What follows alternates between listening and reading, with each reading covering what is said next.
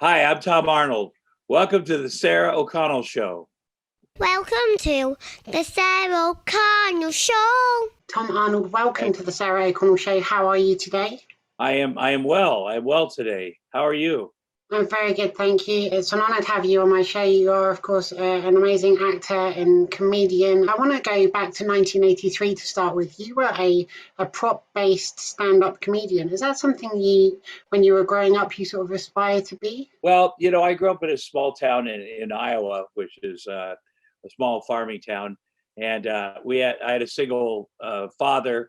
There's three kids, and our dad, he worked a lot, and we would always say how boring he was. But now, as a single father myself, I'm 61. I have a 7-year-old and a 4-year-old. I think about him a lot because he was 22. When he was 22, I was 4. My sister was 3. My brother was 1, and I realize now that's a handful. And so, but we would tease him. But the one time he would really laugh was when there was a Bob Hope special on TV, and Bob Hope was this comedian that went around and he went around and entertained troops on the wherever they were stationed, and also in Hollywood. And my dad loved the Bob Hope specials, and we'd be upstairs and he'd be downstairs laughing. And I said to my brother and sister, whatever that Bob Hope does, that's what I want to do. So I knew that I wanted to be a comedian. And as I grew up, and in our town, there aren't venues to be comedians, but I thought I was funny, and we had some acting things. We had a local community theater, which my grandmother was very active in, and so she had us kids in her plays, and like Anna and the King, and all these different plays, and we play the kids, obviously, and I remember that play, and at the end you get everybody to sign the book, the playbill. Yeah. And the prettiest woman in our town, she was very beautiful, Mrs. Bickford, and she played Hannah, the teacher that, the King and I, and I said, will you sign my book? And she said yes. And when she did it, she kissed me on top of the head, and I remember thinking, oh my gosh, if that's what you get for being an actor, that feeling, I want to be an actor too, because, so I went on, and I went to, I worked, because you have to work to pay for college. So I worked at a packing plant, and I did start going to community college, and they had contests and things. And in high school, I'd competed in, everything's competitive where in Iowa, where we're from. It's sports, barrel roping, stuff you do at horses, stuff you do, including acting. You have speed competition or dramatic acting, and I did compete in that kind of stuff. And then once I started the meat packing plant, which is what people do where I'm from, I looked around, and you got a job and you got benefits, and it's kind of hard to get out of there once you start. And but as happenstance, I got in some trouble, and I had to think of a way, and I got fired. Because I called in sick, and I wanted to go to a community college party. I was doing both same time, and my friends and I ended up running naked because we thought it was fun, streaking, because that seemed to be what real college students were doing, streaking. And it was in a small town, and nothing was open except the old folks' home.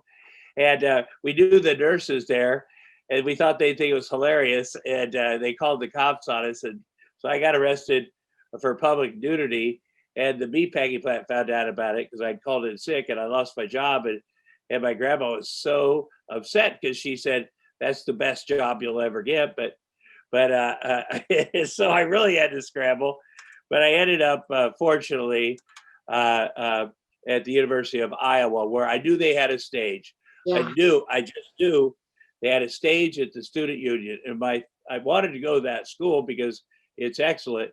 And I also want to be around a bunch of different people than my hometown, because everybody looked the same in my hometown. Everybody was the same. But I knew if I get up to Iowa City, to the University of Iowa, there were people there from everywhere in the world, and people talk different and people look different. If I could just get there, plus they had a stage, and I could tell jokes. If you're a student there, you could sing a song, you could read a poem, Right. you could even tell jokes. And just to get there and do that one time, and have all my friends show up and do that, and I just assumed I would do it once, somebody'd see me, I'd be a huge star. But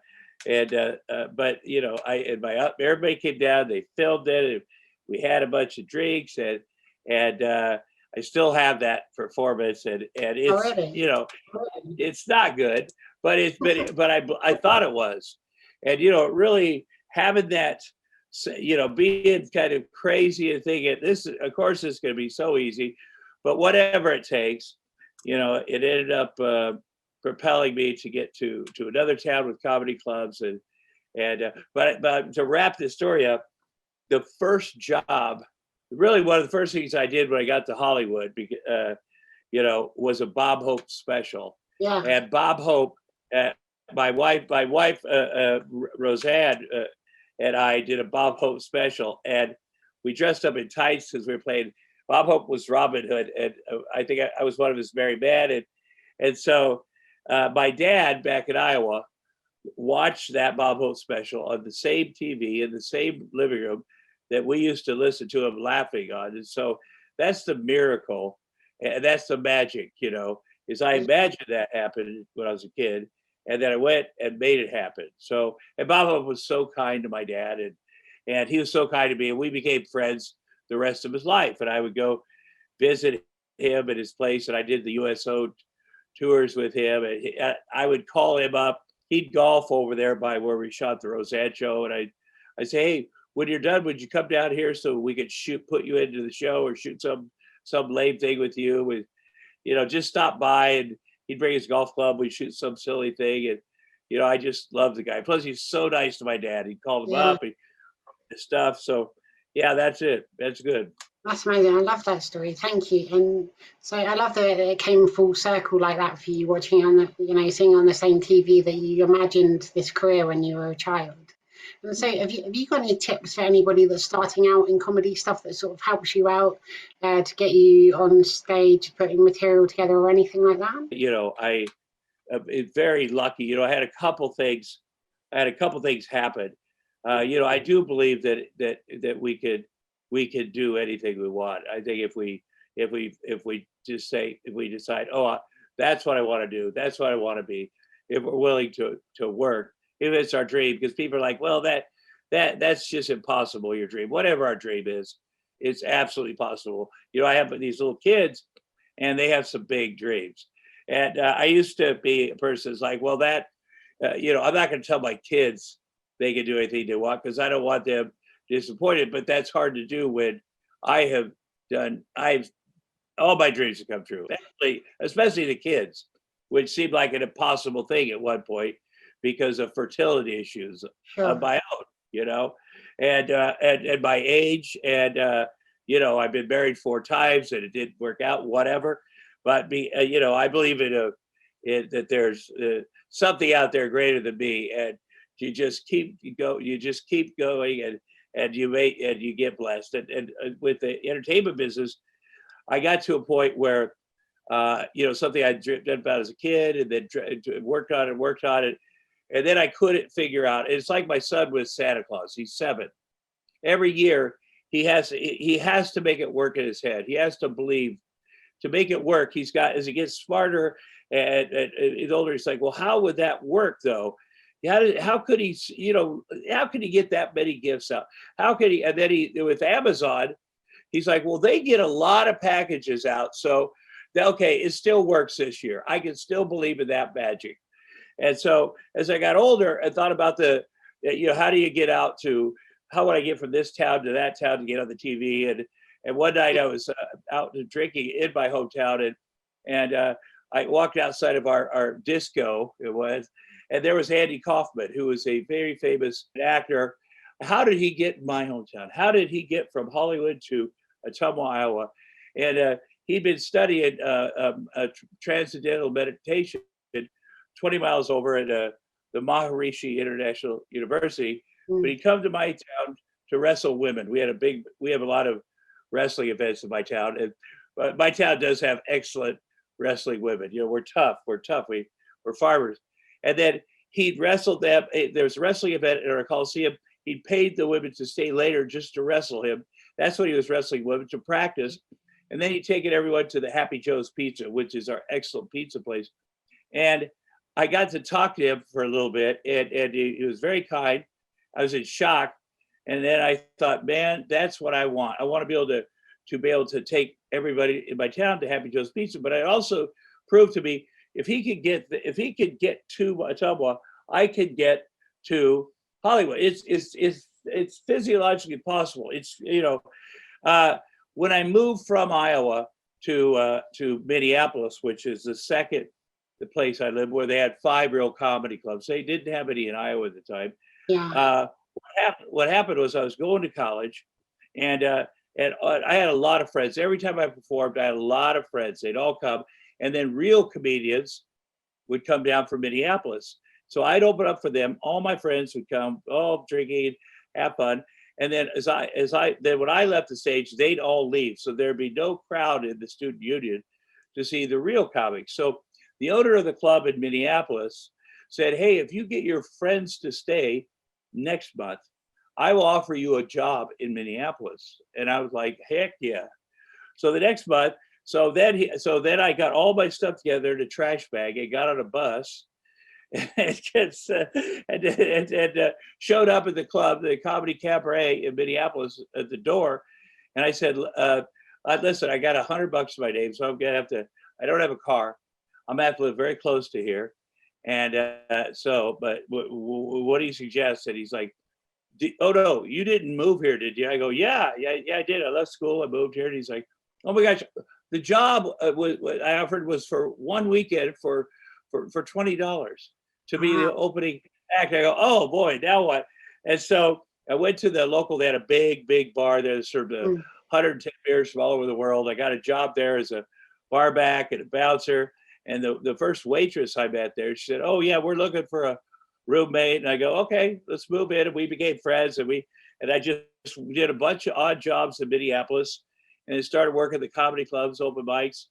And within a month, Roseanne Barr, who is a comedian from Denver, she wasn't famous yet, but she came there to perform. And the owner of the club said, I think you guys will like each other. I saw her perform in Denver, and I'm bringing her to town. And you guys, I know enough about you, and I know enough about her. Why don't you be her opening act? And we hit it off right away because she was so funny and just different. She was tough, and she's 5 foot tall, but she was really, her act was so, I thought she was so, different than any, just hilariously funny. And she thought I was funny, which is, for a man, we know we're good looking, obviously, but man, if a woman thinks you're funny, that's the, so we became fast friends that first weekend. And we borrowed the MC's car, and then I don't think we returned it. We just went out from place to place, and we are very good friends. And then she asked me to start writing her some material. I mean, her character on stage was so good. And then I did that. This is 1983. So that was 37 years ago. That's how old I am. And then in 85, she went on the Johnny Carson Tonight Show. And I was back there, in Minneapolis watching my friend go on the Tonight Show. And she did some of the jokes I'd written. And we were all back there like, oh my God, this is so big. I was so proud of her. And she killed it. There's 50 talk shows now, but back then, Johnny Carson. And Johnny Carson liked you, and he loved her, and asked you to come and sit down with him after your set. You're like a made man. You get a sitcom, $100 million. That's how it was back in the day. And that's what happened with her. And it was just amazing. And watching someone succeed like that. I mean, I just knew, and that's what Jerry Seinfeld did. That's how the Ellen did that. The big stars that ended up the one name stars that, and so then she we travel around together, do shows, and she opened up for Julio Iglesias for she was doing these odd shows and had a lot of fun. And then she did an HBO special in 86 or 87, asked me to come out and play her husband. And her husband at the time, they've been having some, issues. I liked him too. I knew her kids. I'm younger than Roseanne. I'm old now, but I'm 7 years younger. And I also respected that she was a mom. That like I'm not that wasn't that far from leaving the meatpacking plant. I'm 23 years old when I meet her. I'm a young, I've been in a little bit of trouble, and I think she probably liked that I'm a tough. First of all, I always defended her, and just like which is what you do, come from a rough area, and she was talking about feminism and things, and spoke up, and she was just unusual. She looked like all the women that I knew, like the women, and she was tough, she talked tough like the women I grew up with, and so, but then she wrote so eloquently, and I'd taken some classes at the Iowa Writers Workshop, which is a world-renowned thing, and so, but that's what. And then when she had her show, she said, "Will you play my husband on the show?" And I said, "I don't think I can. I'm not sure I can act." And I said, I'd rather be just a writer. And then I had a dreadful audition, and but that was and then I don't know if you heard, but we got married. But, yeah, but I had great 6 years producing and acting and writing the show, and it brought a lot of my friends from the Midwest to write the show, and put a lot of my hometown in that show. We had a loose meat sandwich because Roseanne was not from the Midwest. So, Right. I mean, her show is her life, but I got to put a lot of my hometown in there. That was nice. So you started doing comedy in 1983. In 1988, I believe you became a writer on Roseanne. How long was it before did you introduce the idea of being a character on the show, Arnie? Okay, here's the deal. Well, in 89, 88, when I came out to write the show, I brought my fiance from Minneapolis, and which obviously didn't work out. And it's funny because at 87, I had my going away shows from Minneapolis. By going, you go away before you go to LA. Everybody has them, and you make some money, and everybody comes out. And I just won this Twin Cities comedy competition, which is kind of a big thing. I'd finished third year before, and fifth year before that. I kind of worked my way up. And so Roseanne came back to do my going away shows with me. And my fiance was doing Roseanne's hair. And Roseanne asked her a really personal question about me and what I was like as a lover. And then Roseanne, when I saw her when she was coming on stage, her hair looked like the Bride of Frankenstein. And Denise, it was really good hairdresser, but I found out later she'd asked her this really personal question that you really don't ask somebody. And then much later, I found out I didn't know Roseanne liked me, sort of thing. And so anyway, come out there to write, and then my fiance and I did not work out. And I knew Roseanne was separated from her husband. And one day we're there, and we're it kind of went like this. We loved each other. We've been so close, and she said, "Hey, nobody likes either one of us. We should get married." And but by 1989, the second season, we were a couple, and a lot of people knew about it. So I was in the writers' room, and they said, "You got to be on the show because people are talking about it. We're going to write you a part of the show, and we're going to make it an odd thing, and we're really going to play it because." And so that's when they wrote the part about Arnie, the friend, and he kisses Roseanne. And so I was very nervous because that put, the show had, there'd been some issues with, because I also was the guy that had to tell the first set of producers, "Hey, you guys are aware that it's Roseanne's show, because she didn't even get created by credit. So I came in to support her, but at the time, the only way I knew how to support her was, these guys were not listening to her, and she was always right. Her name is on the show. She's the funniest one, and they didn't get it, and then I had to make sure they did. So there'd been some, there was a young man named Joss Whedon. It was and I liked him. He had very long red hair, and I was I was trying to mentor him, at the time, but I was a young innocent guy, and but I always trying to scare him, always, because he was just so sort of innocent. He'd be in the corner with his super long hair and always trying to scare him, but in the best possible way. But I did with the older guys, his dad's friend who ran the show. But I just wanted them to understand it's not going to be like it was before. That now we're integrating our writers, and you've got to be respectful for the love of God. Yeah. So then they said, "Will you be on the show?" I said, "Yeah." But I felt like this. I am her boyfriend. Everybody knows that. It's one thing to write the show. It's another thing now to be on the show. And even though they asked, I never done anything like that. And as the week went on, I just felt a ton of pressure, even in rehearsals. And, what happens on the floor, and then you go back up with the producers. But it worked out. I just recently watched with Sasha, my young assistant, who it also works with the kids, and she stays there with the kids tonight. And she's 30, 1 year younger than me. And she's like, "Yeah, I grew up with the Roseanne show." Yeah. I go, "Well, when were you born?" She goes, "1989, a year or two after it started." But I watched that episode with her.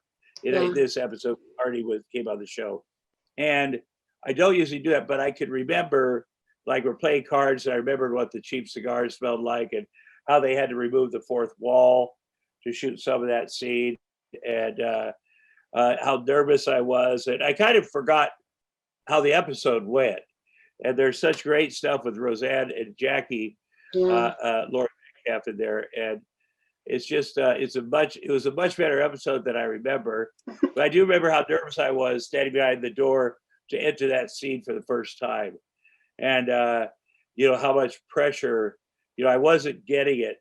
And until the Thursday network run through, and there was talk about, well, maybe it's too much for him behind our backs, and maybe he should just be behind the camera. Roseanne, you're putting too much. And then she and I kind of talked privately about how I should and then it worked, because if it hadn't worked, if we had to bring in somebody else, I'm pretty sure I wouldn't have acted ever again. Yeah. It did. And that was sort of our thing about anytime we performed live, or if there was the crowd was different, or because it's sometimes, especially when we get into bigger venues, the situation isn't ideal for comedy. Mm. So it's just kind of how we looked at things. Like, you got to go out there and show them your whatever, and just take command and own this thing. And she's a person that did open up for Julio Iglesias and all these music acts, and those again aren't ideal for comics. And we also had to work, the Comedy Store stage or the whatever, and maybe they wanted to see Sam Kinison or some other, maybe all the people there see someone else, and or maybe it's a weird night, maybe it's an off night. So you just got to know how to come through there and take your property. And So anyway, it worked out. I loved Roseanne growing up. I watched it in the 80s and the 90s, and the original run. It used to be on Friday nights in the UK. And so I've recently been revisiting all the early seasons. I'm up to season 4 at the moment. So Arnie's just gone to Las Vegas and married Nancy, and it's so much fun. What were your favorite memories working on the show? Well, I'll tell you about Las Vegas. We went up there and we had a fall. Nancy, Sandra Bernhardt. Sandra Bernhardt is such a character. Oh my God. I just remember her. I don't know what she was mad about, but it's so funny. Stripping off all her clothes in the hall. Somebody from, she'd taken accidentally, brought a piece of her wardrobe up as we're going back to our rooms. And someone asked her for something, one piece of something she was wearing, and she stripped all her clothes off in the hall and just went back, and she had these these high heels and nothing else. Completely. And her room was, and in Vegas, the hotels are so big, her room was way down there. And she's like, "Oh God, just take it off. Don't ask." They're asking her, I need the shirt, if I could just follow you into the room, and I just need to, and she just shake it off, because she's, I love her so much. And Wayne Newton, I mean, he's such a gentleman. Wayne Newton's his performer from Vegas. We got to go to his house, and he has everybody there has sort of a zoo, and a menagerie, and he's got, 7 white Bentleys that Elvis gave him, and but that place, they open up the town to you. And I went and played slots with Colonel Tom Parker, who was Elvis's manager. They cordoned off of the $5,000 slots, and he played by himself. He was obviously he was alive then, barely, but you get to go. You do a lot of fun stuff. I mean, it's unusual. A show, I think maybe the 4th season. You don't do that the 1st season usually. You go to Vegas. A lot of shows do that though, but we had a very good time. And Goodman and that's we had a good time. When we shot, people had a good time when we shot too in Studio City, and it's on the set there was that people tended to have a very good time. So, but Vegas, there was just no holds barred. People, and the crew and people, I can sense as we're getting ready to go up there that people were going to enjoy themselves, and they certainly did. Yeah, and it comes across, the chemistry of the entire cast was just great, and I think that is testament to its lasting appeal. It's better than most sitcoms on TV today. Even still, it's still very funny. It's still lots of relevant themes about family, and it dealt with so many sort of big issues as well. And so I've been having a blast sort of revisiting it. Well, I mean, Roseanne is a great comic, but she is so blessed with that talent around her. John Goodman is a brilliant actor, and Laurie Metcalf is. She's the best. And I mean, we're familiar with her from the Steppenwolf Theater, in Chicago. There's nobody better, and there's nobody better with her. And Roseanne is so good with Laurie Metcalf. I mean, they're to get there, and Estelle Parsons as her mother is such a talented woman. John Randolph, who played her father, was so good, and Ned Beatty is John's father. There was a lot of Sarah Gilbert was the perfect, sort of stoic daughter, and it was an amazing group of talent. And then to be around Roseanne, who never acted, but had this personality, and then just there was a lot of brilliance there, and it really worked well. And what an honor. And a lot of great writers. We had turnover, but just to keep things fresh. And nobody that left the show didn't do better.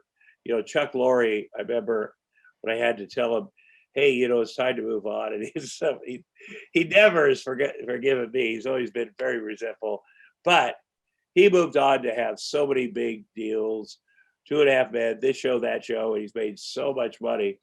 But the thing is, it was after a couple of years, and it was time to bring in some new blood, and he had a huge production deal made, and I think that's the nature of the show. There's everybody went on to do huge things. Amy Sherman, who does a fabulous Mrs. Ms. Maisel, Miss Maisel. You look at the pedigree of people that came from that show, and it's crazy, including Joss Whedon, who's I don't know if he does the superhero stuff or. I think George Clooney did okay as well, didn't he? George Clooney, yeah, he was. We were there. That was the first year him and I, because he's from Kentucky, and so especially that first year we had extra fun, because that was before I quit drinking. And George, no, he's the best now. He is the best guy. I see him a lot for Hollywood, and we always go back. And then he's with his wife. Goes, tell him about the time that we, because you do talk. There's not that many people from the first year you moved to Hollywood. And that I've known him for 30 some years. And it was new to both of us. And so, in the first year of a show, there's downtime, you got to make your own fun. And he was so funny, and his life was different then, and all of our lives, and we're just, there's a lot of nonsense. We just had a lot of fun. You really did. And then you went on to be in a few movies with Roseanne, Freddy's Dead, The Final Nightmare, and then, as you mentioned, you opened the Loose Meat Sandwich restaurant as well. I must ask you, because that featured in Roseanne too, Lunchbox, what is your favorite sandwich? Oh, well, I was back in Iowa in my hometown last week, and I had I always make people sample our loose meat sandwiches. I had 3. I walk in there, the ladies, it's about the size of this desk. They all come out and hug me without their masks on, unfortunately. But, I'm trying to eat less sandwiches, but I love that place. I love that place because I grew up there, and it's meat, it's hamburger, but it's like sloppy Joe, but it doesn't have the slop in it. It's just I think when you have something that from your hometown, and the women, they're still there, the made it, and it's a historical place. They had to build a parking ramp over it. It's this big and sell it. And they got offered a lot of money. And like, no, you have to build this giant parking ramp over it. But I like that. And, Roseanne loved, we had a farm back there, and she loved, we'd shoot on Thursdays. We'd read the script Monday, rehearse Tuesday, let network see it for Wednesday, and then shoot on Thursday. And then we get in a plane and fly and land there in Iowa. And when we build a restaurant of our own by our farm, and my brothers would open it up as we're coming in, and they'd start the grills, and we'd eat. And we called it Rosie and Tom's Big Food Diner. We were going to franchise it. It's in Eldon, Iowa. There's a famous picture painted by a guy named Grant Wood of American Gothic, it's called. And it's these stoic farmer and wife. We owned everything around that house. There's a house, the actual house. From far and wide to pose in front of that, iconic window. And our farm owned all the land around it. We tried to buy that house, but it's a national historic site. And that town was where we had all our most of our stuff. There's at my hometown, which is in the same county. But then we go to the farm, and we really enjoyed that. And we go every weekend. Then we'd have a week off, and we spend more time. And so, she, I think, is a great getaway from, it helps to have a plane, but we really like that. And then we like the food there. And we raised cattle, and we did, that farm life. I think that was a good thing. And then my stepkids, they enjoyed it because if we the four wheelers, the way I grew up, and by now I'm the oldest of seven, so my brothers are out there and sisters and all the kids, and I think it was I think it was very enjoyable for everybody for those period of time, and then you know, and that's just kind of the way I grew up, and I liked it. So love that. And then, so 1994, you were in a huge movie directed by James Cameron, True Lies, of course, with the amazing Jamie Lee Curtis, Arnold Schwarzenegger. I believe you're still friends with Arnold now. What was he like to work with? I am friends with Arnold. I'm friends with Jamie Lee. We did one of these Zooms last week for a charity, and yeah, and we were texting during there's a bunch of celebrities like that, and we were texting about them. Stuff, but kind of not bad mouthing them, but teasing. And Arnold Schwarzenegger is one of my best buddies. Still, it was unbelievable because it was the last year we filmed during the last year of Roseanne and I's marriage, and you know, and I was still doing the show and that, and flying all over the country and the world to film this. It took a long time, and I didn't realize how lucky I was to be doing this movie, and how big of a deal it was, and how lucky I was to be in it, and basically playing myself, Arnold and I's relationship in real life. Like, and it was the most expensive movie ever made at the time. So what a risk that James Cameron took on me. You know, I wasn't the most beloved person in Hollywood, because if you're a man with a very successful woman, but also Roseanne and I were pretty crazy, and we flaunted it. And so, you know, especially, and so, you know, our marriage was, you know, I think that and we both did everything we could, but I think it just, we worn it out. But but I loved, you know, I did all kinds of locations, and I really liked the work. And James Cameron's brilliant, and we've stayed friends too. But so the Roseanne filed for divorce, and in April of 1994. I lost my job the same day, by the way, that season. But the movie hadn't come out yet, and so everybody in Hollywood was like, "Oh, that's it. This guy will never work again. He was riding our coattails. He'll be back in Iowa in 2 weeks." And I was like, "Well, that's probably true." But I had 6 great years on one of the best shows ever, and I'll tell my grandkids about that. And James Cameron called me. It's like, "Hey, you know, tell those people to blank off. When True Lies comes out in 2 months, they're going to be kissing you or whatever." It's like, well, I wish I could believe that, but you know, it was a game changer. When they tested the movie True Lies, you know, the audience didn't know what they were watching. It was like, yeah, James Cameron film. They're like, "Yay!" Starring Arnold Schwarzenegger, "Yay!" Jamie Lee Curtis, "Yay!" And Tom Arnold. They're like, "Boo!" But by the end of the screenings, when they filled out the cards, the person they liked the best was me. So that, you know, to a 2-hour and 10-minute movie in that amount of time, to change people's perceptions who didn't know me at all before, but just thought, well, I've read this stuff in the tabloids. So by being good in a good movie, that turned a lot of people around. And I was very blessed for that. Now, I also thought, well, all movies are like this. So every movie I'll be in, you know, I just assumed, and that's not true. You don't stay friends with everybody. They aren't all this great. You know, I think I've been in 130 movies, and but I have been blessed to you know, actually the first movie I did, I always say that's my first movie, but my first scene in a movie was Dustin Hoffman in a movie called Hero, which was very fun, and that was, I think, 91 or something like that, 92, and that was you know, intimidating, because Dustin Hoffman, we're doing scenes on the bartender, and then there's on my close-ups, he said they said Stephen Frears, the great Stephen Frears, who I love so much. He done Desperate Liaisons, and he done a bunch. I can't even tell you how many great movies he done. But he said, "Well, should I get a stand in?" Dustin's like, "No, I always do my lines off camera for my actors and their close-ups." But he does them in Chinese. It messes with you, but it keeps you on your toes. Yeah. He's the funniest. So anyway, yeah, that movie, and we're still friends, and what a great, the movie still holds up. I love it. It really does. It's so much fun. Is there any chance of ever one day seeing a sequel? I'd love to see you out of the van and you doing the mission.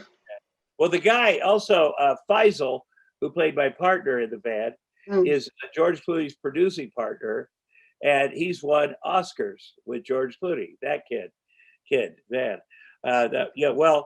There's a script written for a sequel at 2001, and we're about to start shooting it, and 9/11 happened, but at the end of that script had a submarine coming up on shore just beneath the Twin Towers of New York, and so Cameron's like, we can't make terrorism funny, and so everything got pulled back, and then they did, that was it. Obviously we could do that. I think they tried to make a TV show. I would love to see an actual sequel, but even if the script was made available, developed into a graphic novel or anything like that, I think. That's a good idea. Yeah, I like that. Yeah, so maybe text James Cameron or something, and then. That'd be good. I've got some spare time. I can make that happen. You can make that happen, Sarah. I can make that happen. Yeah. I'm counting on you. I know, right? Obviously, you'd been well known since the 1980s, but how did things really sort of change for you after that movie? I'll tell you one thing. The movie premiered, and then David Spade, you know who David Spade is? Of course, yeah. He called me and said, "Hey, I'm come to my birthday party." That's literally what happened. David Spade's so funny. And I go, okay. And I went to his birthday party, and I met my second wife, who's visiting. She's 21, and she's visiting her brother, who's a writer in Hollywood. She's from Michigan. She lives with her mom. She's going to college, and she is the exact opposite, I thought, of my first wife. And I'd had a couple dates after my first wife and I broke up, and I felt like I was cheating on the first person I had a date with. I was uncomfortable dating, obviously. I just think I was more comfortable either being engaged or married. And so I met this young lady, and I was like, okay, I should just, she was nice. And I ended up getting engaged to her and married. And it's on me. A terrific mistake, because I went right from there to do the movie 9 Months, and then movie Big Bowling Carpool, The Stupids, whatever, and spent very little. I did the guy. I paid off her student loans. I got her a car. I loved her mom. I loved her family, and then kind of got a house out here, and it wasn't. I was not her type of guy. But I was like, I will project this. We had a beautiful wedding and whatever. But, that was a bad, but I don't regret, all these things. So I look where I am right now. I have children. These children, I love them so much. And I hate to, mess with the universe. But, it's, but things changed a lot because I did get off of those other movies. The next movie I did was 9 Months with Robin Williams and Hugh Grant and Jodie Cusack, who I love, and Julianne Moore. That was a very fun movie to do. And then I started the movies, after that, and the money went up, and that, but it changes a lot of things. You start reading more scripts, but it was a blessing. True Lies is really, because the Roseanne show, I started writing and moving, but True Lies was bam. So I'm very grateful. And you mentioned 9 Months. Is it true that after the film was released, you were doing publicity and all that good stuff, and Hugh Grant phoned you from jail? Is that true? Yeah, he did. Hugh, we were doing publicity. We were finishing. It was our last. And I love Hugh Grant. I'm just going to say this. Yeah. But we hung out a lot during the movie filming. We filmed the movie up in San Francisco, and Hugh Grant's cool, and we were buddies, and I'll tell you this really quick.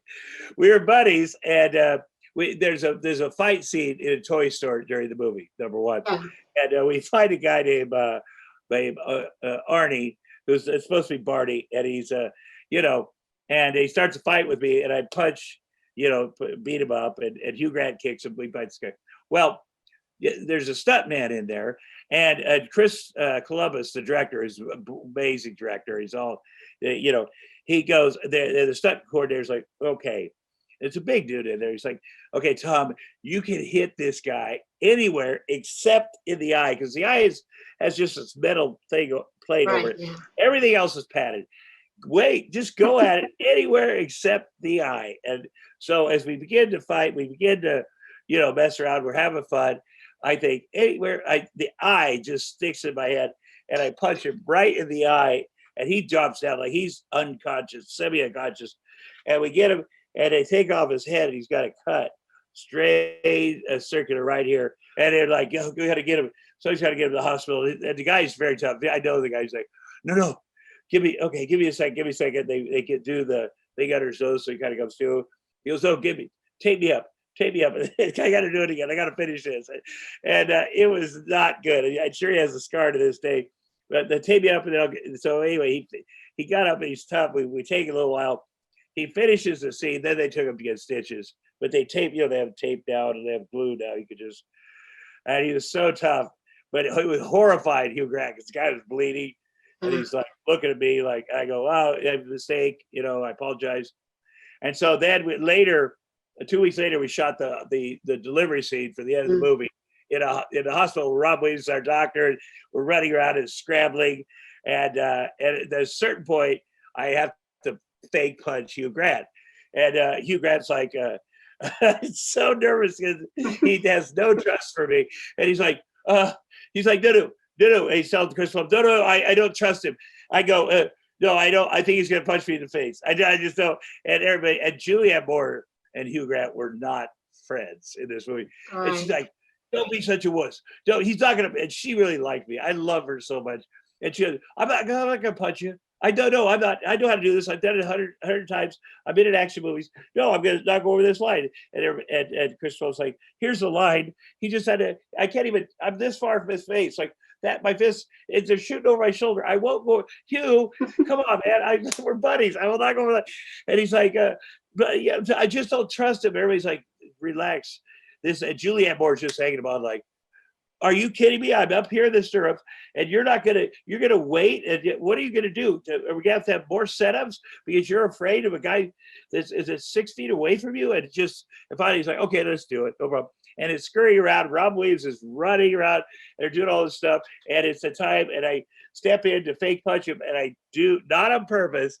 But I step way over, and I punch him right in the nose, and he goes back against the wall. And he's like, bloody hell! And everybody freezes, and he way overreacted. I can't even do Hugh Grant's reaction because I got, anytime he gets somebody knows they see stars, and he goes to grab bloody hell, and then he knew he'd way overreacted. So he's like, okay. Then he became the rest of the shoot, especially Julianne Moore. Oh bloody hell! She's so tough with him, but it became but anyway. So later, and we hung out. Whereas we're wrapping up all the press on the last day of our press, and each person has a room. As we rent out we have the top floor of a hotel. We each have our own press room, and Hugh Grant is so funny. He genuinely is one of the funniest people you meet, and I finish up my interview with Entertainment Tonight or whatever, and he runs in the middle of my interview and goes, "Hey Tom, are you getting a hooker again tonight?" I'm like, what are you talking about? I don't do that. You do. No, you do. No, you do. And the woman's like, don't worry, we won't play that on Entertainment Tonight. But we'll start this interview over.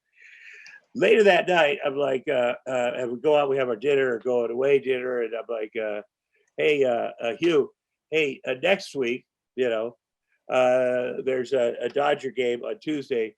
I said, I got to run up to Toronto for 24 hours about starting the Stupids, but I'll be back. So let's hit the the game. And I know you're staying in town. And he's like, what do you mean? Let's hit the game. I go, well, you're staying here, so you're on the street. So let's keep this fun going that we're having. He goes, Tom, you know, did you think that, no offense, but did you think we were like friends? Because we're show business friends, you don't have to be friends with everybody you make a movie with. We're like vagabonds. So I'll see you, I'll see you when the movie comes out probably. I might see you, and I was like, oh. He goes, no, that's how, no, don't be offended. Don't be offended. That's how, that's how it is. You do a bunch of movies. I'm sure you're not friends with everybody you do movies. And I go, actually, I am. I did one movie. Right, yeah.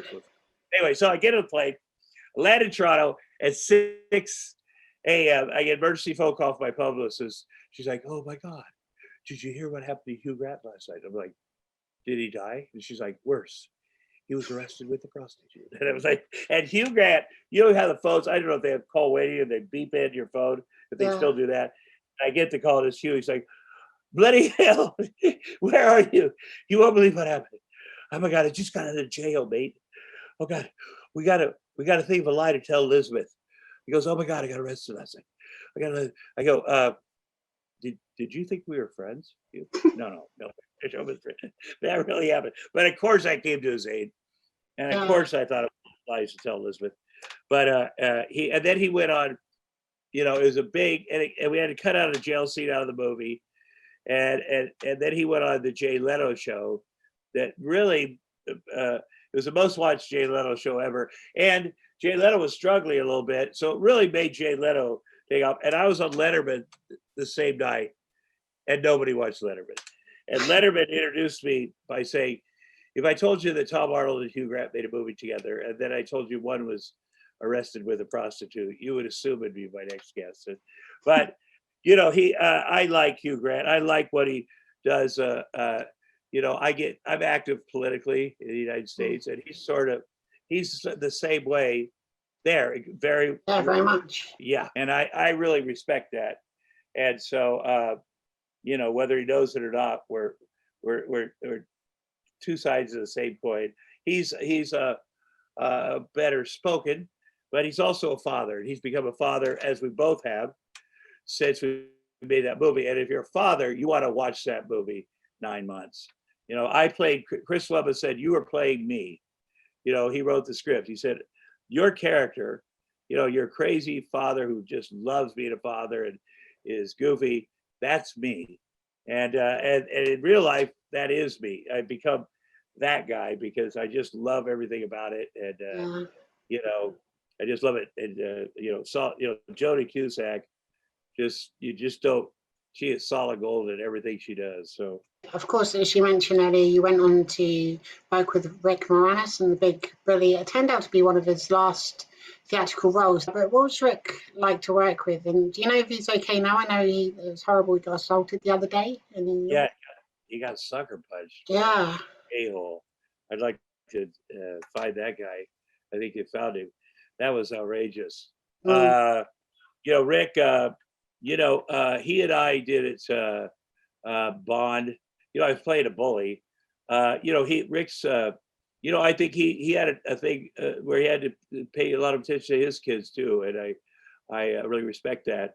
He ran a different crowd than me. He's besties with Harrison Ford and Steve Martin. And I don't know that he loved doing that movie. I think that movie was different than everybody thought it would be. And, I don't know. But, people love that movie now, I got to tell you. And, you never know what's going on in somebody's life when you're working with them. I enjoyed working with him. He played the part very well. I've enjoyed a lot of his roles. He's on a commercial here with Ryan Reynolds. Yeah, I saw that. So much fun. Ryan Reynolds is solid gold in everything really he does. Is. But Rick, he has it. I'd like to see him do stuff. I mean, I'm happy that he's, he made a country album. I like that. Was it Country Kids or something? I don't know. But I also think If he has enough money not to work, I'm very jealous, very jealous. But you know what? That's how, he's Canadian, so you just never know. Just read that he might have signed on to a Disney Plus Honey, I Shrunk the Kids sequel of some kind. So that's great if he gets back into it. And I think he also said that he hasn't retired from acting. He's just being a lot more selective. Oh, that's good. Well, that's not me. I'm not that way. Yeah, no, he's good. You were, of course, in The Stupids. What would Stanley Stupid be doing now in 2020? A lot of people say that the Stupids are the Trump family, but I think the Stupids are a very, they're such a loving family. I think, they're so. I mean, they are a conspiracy family for sure. So conspiracies are very big these days, and but they're so harmless. But they absolutely. I mean, they are so far ahead of their time. They just, but they don't. They're so guileless and so. The family unit is so strong, and but then again, everything comes together, so everything does make sense with them, and so everything, and they do work within the world, and they just have a sense of wonder, and it's I think a lot of people when they are actual conspiracy theorists, like we have a lot now. So out of fear, and the Stupids are fearless, and as they go about, the crimes that they're concerned about are, their garbage being stolen, and just kind of not things that intend to lead to the destruction of democracy, and but I think they would be, well, they're Stanley. I guess he would for sure be a qualified candidate for the president of the United States, for sure. But he's more Chauncey Gardner than Donald Trump, because Chauncey Gardner there was a sweetness, and Stanley Stupid. People would go, oh yeah, that guy is brilliant. Like they used to say about Donald Trump, he's got this lizard brain thing, but no, he's just very incompetent and selfish. And no, that's what he's got. No, but he's got this genius about the way no, he's got narcissistic personality disorder. That's 100%. But I think Stanley Stupid, people would go, wow, yeah, and his wife and kids, wow, that's what we need. So, and that, there's that too, and being there, man, what a brilliant movie, and Patty Chayefsky, just now with network and being there, and just the times we live in, and so mix that with the Stupids, network, being there, and the Stupids, and maybe you got something there. Well, yeah, I was just thinking, because they would, make a crisis out of the smallest thing that happens. If someone looks slightly different, or as you say, the garbage gets taken away, it goes every single week, where's it going? That kind of stuff. I just think it'd be so funny to see how they would react to, the internet, and I think it'd be a lot of fun. I think if there would be, because you got to have somebody, you got to have somebody that stays calm during the big things, and I think that they would stay calm during the big things. But the small things would be, and by the way, as we've learned since, garbage, you can turn that into energy. So he was ahead. They are stealing something that has turned out to be valuable. And so that was 1996, maybe 24 years ago. And it's turned out the garbage is valuable. So it is, he's ahead of his time. And my next door neighbor in the Stupids was Robert Wise. Who won an Oscar for The Sound of Music. There's a lot of directors in there, Costa Gravis, a lot of Canadian directors, and Norman Jewison, and Adam Atoyan, and just a bunch of a director said John Landis puts it in all his movies so they keep their SAG card and get the benefits, get the insurance, and John Landis is very big at doing it. John Landis, nobody loves the movies, making movies more than John Landis, and it's infectious. And it's everything about, and his wife did all the costumes, and she really does. She's such a talented woman, brilliantly talented woman, and I'm trying to remember her maiden name that she uses, and I apologize for not saying here, but she, Deborah, but brilliant, a lot of talent there, and so I was very lucky. I recently got the opportunity to interview Rachel Lee Cook on my show, and I'd never originally, when it first came out, seen the movie Carpool, and so I went and found the film. So much fun. I loved it. And for anyone looking now, they can see the corner of the movie poster in the corner of your room. There we are. There's Rachel. Oh my God. Well, first of all, I want to say about Rachel Lee Cook. When you work with someone when they're that old, they're always that old. You can't. It takes a minute to go, oh, she's a woman, and oh yeah, she's got kids herself. She's grown up, and she's because when you work with people, they're kids. You're kids. You don't. We had a lot of fun. We had more fun because we did have to get in that van a lot, and there's such different personalities, those kids, and we had a lot of action stuff, and it was just over the top silly. And David Paymer's very nice. He was very fun, and he had Arthur Hiller. Let me tell you something. He passed away this year, the director. I mean, this guy, he was the head of the Motion Picture Academy for a while, and he also loved making movies. He wore a different tie to the set every day, and he was so good with children. And he's made some movies. The Americanization of Emily, I think The In-Laws, The Out-of-Towners. He's got this great long career, and I'll tell you, he just a great. I took my kids down to meet him at Nate Dowell's.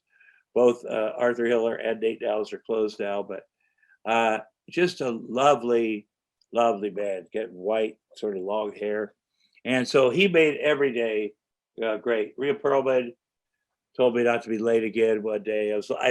She had to fly back to her kids, which is good. People are very honest with each other on this. Right. Rachel, she's as here with her being sort of the teenage, she seemed older than the other kids, and it did get started crap. And she told me one day, can you please not make fun of my dad's black socks? Her dad had black socks and sandals, and she's from Minnesota and I'm from Iowa, and I was like, so what's happening there, Dad? Because my dad wears black socks and sandals. She's like, oh, can you please? I go, does he get his feelings hurt? And she goes, I can't take a chance that he will. That night there, I was like, oh, I love this girl. I hope my daughter is. I also hope I don't wear. I have white socks and sandals now, which you shouldn't wear socks, but I am like, but her family was so nice. But, I usually end up with a very good relationship with the kids I work with. And Andy Lawrence of Lawrence Brothers played my 4-year-old son in my second TV show. And he couldn't read, so he had to memorize the script. Right. So all the time I was going up on my lines, and he would say my line, and his mom, Donna, is such a nice lady. Go, no, Andy. I go, no, yes, Andy. What is my line? and now he directed his first movie last year. Is really good. I tried to be in it, but all those kids, those Lawrence boys, are the nicest, coolest kids. And I've done their show, and but again, I think of it this big, going, hey Andy, what's the next line? What's the next line? And because they're brilliant. But no, Rachel, it was very fun, that movie. My kids love it. My kids have started to watch my movies, and of course they like True Lies. My son. Yeah. because of the action. My son loves Arnold Schwarzenegger. He's got a picture of Arnold in his room. I don't make him put pictures. He's got on his own, he's got a Black Lives Matter sticker that I told him, don't put it on the wood door. He took it for my thing. And I was like, let's just not do the house, we're leasing it. And it right at wood bedroom door. So the good news is I appreciate him thinking that way. The bad news is I'm going to have to replace the door. It's one of those laminates. And then there's Arnold. Arnold was there first person when he was born, and Arnold will FaceTime and then he knows he's watched a lot of Arnold's movies, but they watch mine too, and they like Carpool, they like Big Bully. I'm not sure the stupids, but then my little daughter, she's 4. I've done some really silly, dumb movies, and she likes those. And if there's one called Camp Fred, it's so dumb. I remember when she was like, "What am I doing? What is so stupid?" And she loves it. There's a place where I get stung by a bee. The sting goes up, and my daughter, I guess they go to their mom's, and then they watch my movies, and they want me to watch them with them at their mom's apartment, and I'll do that. But she's like, "Daddy, what happened to your face? What happened? Is that real?" And whatever. And then when they come over here, where we spend most of their time, and then I'll show them how it's made, or I'll have the special effects thing. And she's very curious at all that stuff. And my son's very curious of the guns. And so, then they make their own little films, and they're that young that you could do the technology, as compared to when I was a kid, you had to have and we got a little studio back here, and then on their own, and they're influenced by TikTok but they have their own styles of their own things, and they're creative. And since we're homeschooled because of COVID, that's part of their education. You're obviously an infinite resource of knowledge about the movie industry and filmmaking and stuff like that. So it's going to be a massive benefit to them, I think. Plus, obviously, everybody as well, which will probably help when their first film's getting submitted for the Oscars in a few years. Well, I'm just happy. I let them do their own. If I said, "Hey, son, here's what need you to do," they just wouldn't. In all forms of art, they give them. They each have a shed. That room there is all their art stuff and all their play stuff and their books, and on the wall they can paint. They each have a big size shed. They can paint anything they want on the outside of the back of the house and the yard. And I get them canvases, and they just go and they use spray paint. They use every other kind of paint, and it's up to them. They can do it on the cement out there, and they're different. Each one does different. And I do have one of the babysitters was a art teacher, and if I told him what to do, and I have a good friend from the BBC who comes over and I do all this Trump stuff and then she'll take time, and she has the accent like you. She knows where Peppa Pig lives and the Queen, and she comes over here discreetly, and we go through stuff, and then she spends time with the kids telling stories about where the Queen lives, and she's actually met the Queen. And my daughter, and then she knows a lot of facts too about the world, so she can answer that. And she's, visited the Louvre and art. She knows a lot about art. So that, my son hears that she's coming. He'll put up 40 canvases on all around the house so they can see the new stuff. And, people with an accent like yours, I remember when I was a kid and somebody moved from Great Britain to our town, and we were like, oh my God, we had the kid in our class. If you sound different or look different where I'm from, we immediately know you are better than us. That's just how it is. If you look different or sound different, it's just you are the homecoming queen. You're the star. And the times we had somebody come from another country that moved into our town or became part of we were like, oh my God, there's just no way we could ever be, because you're different and you sound different. We were like, yeah, that's yeah. We had foreign exchange students too, and I remember this young lady from the Netherlands, my grandma that lived with my grandma. We're like, oh my god, she's so cool. She just has to. She's read books. She's done things. She's been outside the city limits. Whoa, she knows so much. We have to take her bowling. Maybe we'll learn something. Just everything. It's that thing of if you've seen things. And when I went back to my hometown last week, they're filming a documentary series for Discovery Channel about my sister, and it's a very quality documentary company that did a serious documentary called "The War on Drugs." Yeah. And my sister, my little sister, who has been to prison, it was known as the Queen of Meth in America, and she's doing well now.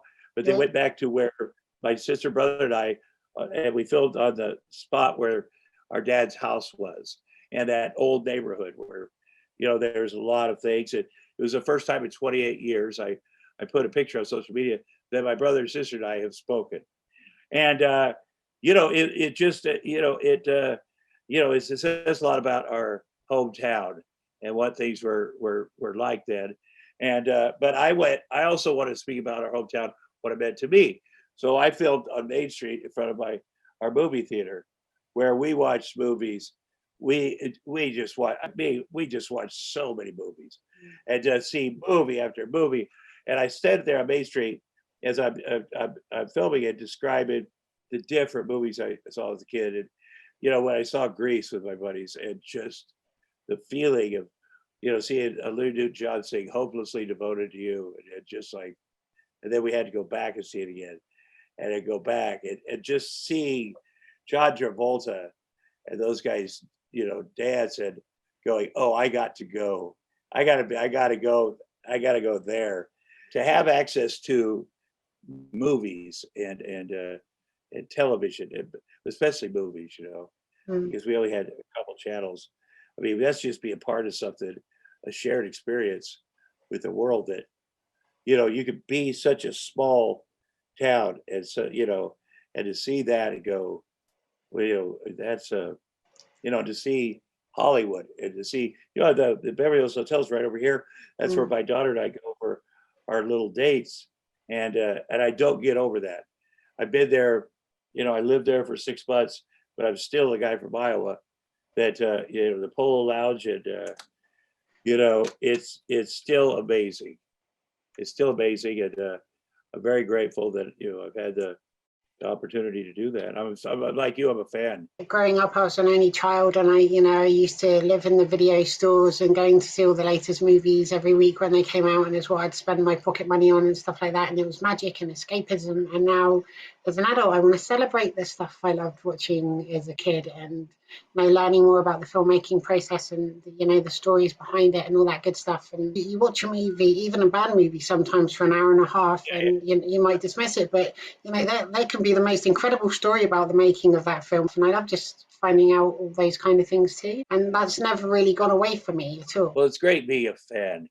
It's just great, and I think it's a gift. I think if you can't, there's some people that just can't be a fan. They can't, root for. And I love it. I love being a fan. I love being a fan of the movies. I still, so I think when you start making movies, you start going, well, when you're watching a movie, like, well, wait, where's the mic? I see the frame, or that, well, I know how to do this or that. I could have done that. But I know I could just enjoy it. I could have fun, and I can enjoy movies that are bad, and I could really enjoy them. And just the experience, we also had a drive-in growing up, and big drive-in, and out, it's surrounded by cornfields. The experience, we'd go, and I'd tell my younger brother, and his friends, of course, get in the truck. If you're going, you ride in the truck, and we go out there, and everybody did that. And we pull up, and you see a lot of pickups. Sometimes we'd have to drive a tractor in, because it's out at the edge of town where it's all cornfields. But they'd put those movies up, and the kind of movies they put drive-ins where, The Blob would be the best movie, and the sound is, and it was so cool and so fun, and there's always shenanigans, but it was, you know, it was, it was life changing to have that as compared to not having that. And it was a big deal. And it really affected my childhood. And to say, well, I'd like to be a part of that, but just even being a fan of that. And the people that talked about movies at school were different than the people that did it. And then, even continuing, to this day when people, I do notice when I first had kids, I got off track I was behind because I get sent the screeners, and then I felt out of the loop, being able to even discuss movies. So now I've really worked on catching up on shows because it's the art that I love to talk about. And I just like to, I just enjoy it. And it didn't stop with COVID. In fact, I watched, but not just kid stuff, because I've seen all the kid stuff over and over and over. Hocus Pocus for the 90th time last night. But it's really been a great opportunity to catch up on the work, and people are doing wonderful work now, and so it's fun. I'd love to ask you too, the movie Exit Wounds, so come out 2001, I think. You were introduced in like an anger management scene. At the end of the movie, though, you are in the end credits with Anthony Anderson. Yeah. Was that scene improvised? Was that just you two talking? Yeah. Well, the Exit Wounds, which was a lot of fun. My trailer was between DMX and Steven Seagal. I like DMX a lot. Steven Seagal is, I think he lives in Russia now. He's a handful, that guy. But Anthony Anderson, I love. And we did a couple movies together, and we're great chemistry, great funny. But we hadn't shot anything. We were about to wrap the movie, and we hadn't shot anything. I had a TV studio. I played a TV guy, and we hadn't used the studio yet. And Joel Silver is a big producer. He's produced a lot of action movies, great. And I said, we haven't used my TV studio, and I'm a TV guy. Let's shoot a roll of film with Anthony and I sitting there, and then we'll ad-lib some stuff, and then you can use on the credits. Just let us be us, and just roll the camera. And that's what happened. And we had so much fun. And I know the New York Times said, if you walked by the theater and all you heard was the credits, and you heard the audience laughing because of Anthony and Tom during the credits, you'd think it was the best movie ever made. But we just were busting each other up. And then we did a thing. I wrote the next thing for Cradle to the Grave. I wrote us walking out of the thing a little bit, but it was nothing was written. We just went back and forth talking, and it is truly funny. And there was a back and forth. They edited it great, and the discussions. But that was a hard shoot, and there's a lot of action and but we were sitting. We crack each other up, and that was like the perfect storm of. Well, give us it's like when I was in the van with at the end of True Lies. Yeah. A camera's like, I got one more roll film. I just got to start the camera. You ad lib whatever you want here. And in True Lies, James Cameron is he wants people to stick to the script, and I was ad libbing, and then he was always like, just do it once my way. But then he realized, well, this is. He kept a lot of my ad libs in, but he also would go, okay, smart guy, think of 17 different things. We're going to do it 17 times. You think of 17 different things. But I loved him so much. And it just made, Arnold, my character better for bugging Arnold, because I got so much joy out of him getting in trouble. Sort of like real life, but no, but it was great. Thank you for noticing that. Yeah, of course. Your chemistry on screen with everyone's amazing. So I noticed that a lot of the cast went over to Cradle to the Grave. So Joel Silver, the producer, DMX, Anthony Anderson as well. How did you all sort of end up working together again? It was the same group, and X Moves had opened #1,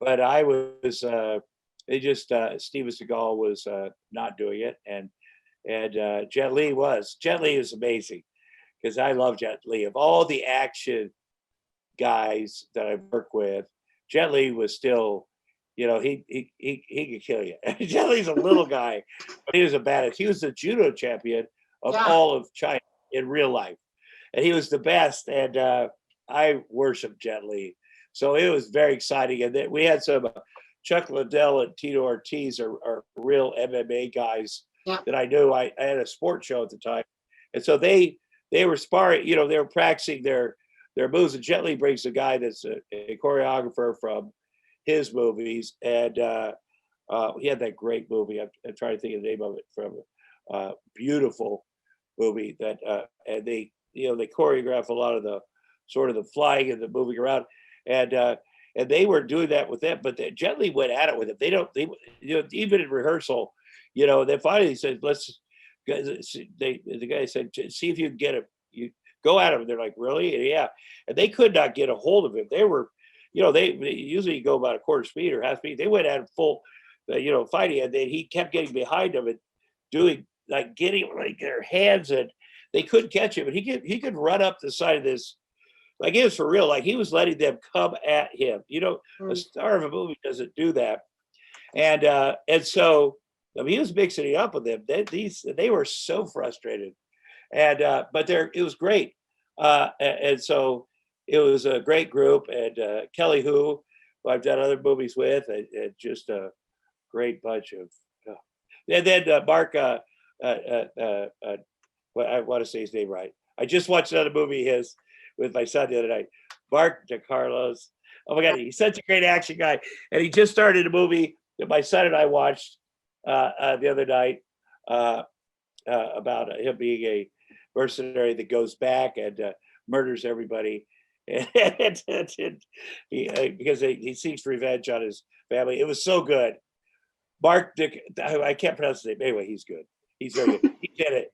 He's in all these, and he's the real deal. And but we watched a great movie where he exacts revenge on many people, and then leaves all his money to this. There's an accident back, and he goes back. Oh, it's so good. I just described it horribly, but my 7-year-old, I loved it. I'm going to have to look it up. So while we're sort of near the subject too, when you worked with Steven Seagal, is it true that he one day opened the wrong door and fell into the ocean? Oh, yeah. Okay, that's good. Okay, so we were working in Canada, which was supposed to be Michigan. That happens often. And he went, we were filming, houseboats can have a door on this back there and also right here.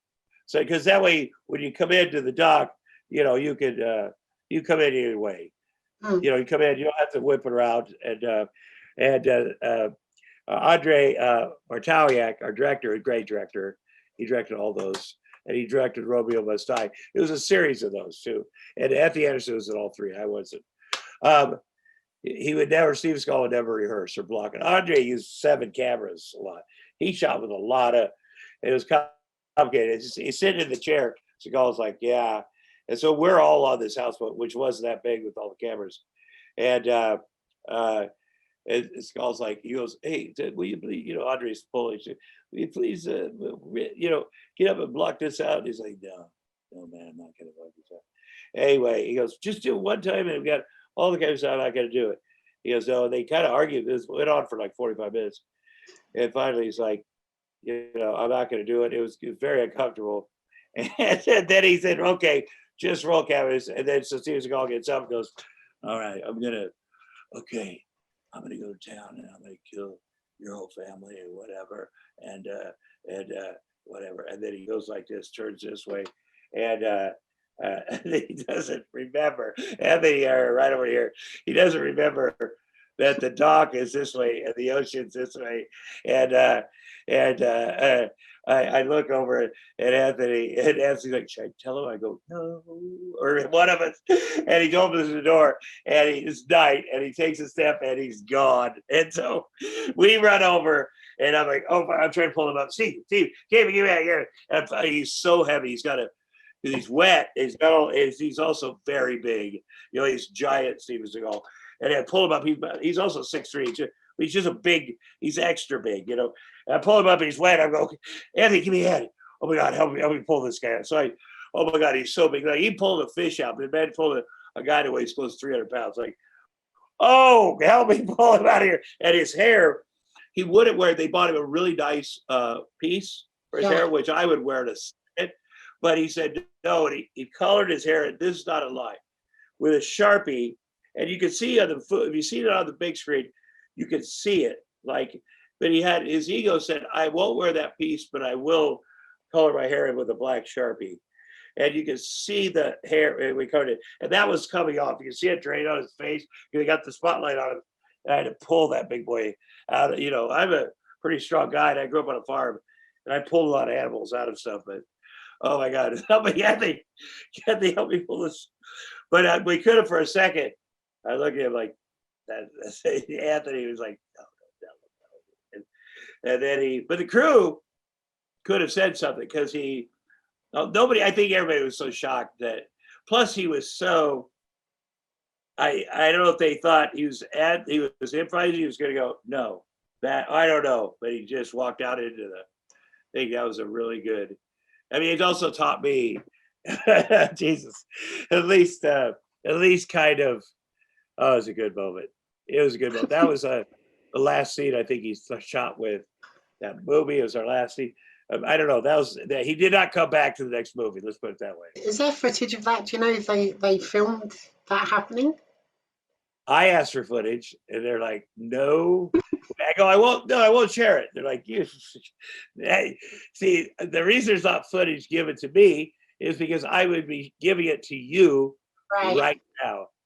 But, you know, if he runs for president, no, he's, you know, I assume that Vladimir Putin has it, which is why he lives in Russia. That makes sense. And, trains Vladimir Putin's friends. It's compromat. That's what they call it when they blackmail people. But I'm sure he probably, you know, I saved his life. I have to say this. You know, he had his boots on. I don't even know if he could swim. And so he owes me. It really does, and you'll be able to cash in on that one day. Yeah. You were a romantic lead in the movie Happy Endings, and of course it's a romantic comedy. Have you got a favourite genre to work in? You've been in Freddy's Dead: The Final Nightmare, you've been in a ton of action movies and comedies as well. Is there anything you haven't done yet that you'd love to do, like a musical or a western or anything like that? You know, I've done some pretty dark movies too. I've done some, you know, Happy Endings was I enjoyed that one too, because that was a lot of great people. Steve Coogan, one of your, you know, I like when I do movies where there are people I go, well, that person's more talented than me. That I could learn from that person. I could learn from that director, or that talented person wrote this for me, you know, or they wanted somebody that I consider brilliant, and they didn't do it, so they're coming to me, which is great. Or this is a great opportunity. Yeah, I'd like to be a part of something that's a franchise that, you know, you have another job. I bet that, you know, but you know, I feel very blessed. I do want to work more. You know, because of COVID, because of these kids. So, you know, the stand-up world, the live performance world is going to be messed up for a while. But, you know, I've done movie, television, a variety of both. I've done a sports show, which I love doing. You know, I am up for whatever is next. I've right now we're in pre-production of a show of a movie called Dating Sharon Stone, that is pretty that Sharon is producing, and you know, she's been a very good friend for many years. She's like a sister to me. Very good friends with her entire family, and is based on the writer that was on Bumble with her, and told me about it, and a guy I love from the UK. And he said, oh, I'd sure like to. I go, well, believe it, I happen to know her very well, and I discussed it with him. And then I called her and I said, I love this guy. Here's how I know him. And then he knows me very well. He knows Sasha. He comes over to the house. He sees that, and he wrote this brilliant script. It's very touching too. And then I eventually said, I feel it has to be great. I'm not sending it to Sharon. And but it's about what's going on sort of in the world. And so she's really taken it, we'll see what happens. But it's really good for me. It's about a father that's trying to recover from something awful, but it's also very sweet. And he uses his relationship on Bumble. He just has which may or may not be Sharon Stone, but this person keeps giving him this advice, and it's to getting back up. And with Sharon Stone, I will tell you, if you're friends with her like I am, she will give you advice, and she will give it to you, and she's tough, loves you, and she's amazing. And there's a lot, and now we're writing a series for Sharon based on her actual Bumble dates, which did not include my friend, but it turned into this crazy, she's done Ratchet back here on Netflix, but her actual dates on Bumble are insane. That's great, because she just is always, there's always something, she's helped me through I went through a divorce and custody thing, and she's gone through worse. And so we sit down and she said, here's what's going to happen. Here's what I need to do. And just always. And I'm the same with her family. Her dad and I were very tight, and her mom and her and sister. And but then it leads to, and that's the thing about business. If you work, then it leads to other work, or but I don't know.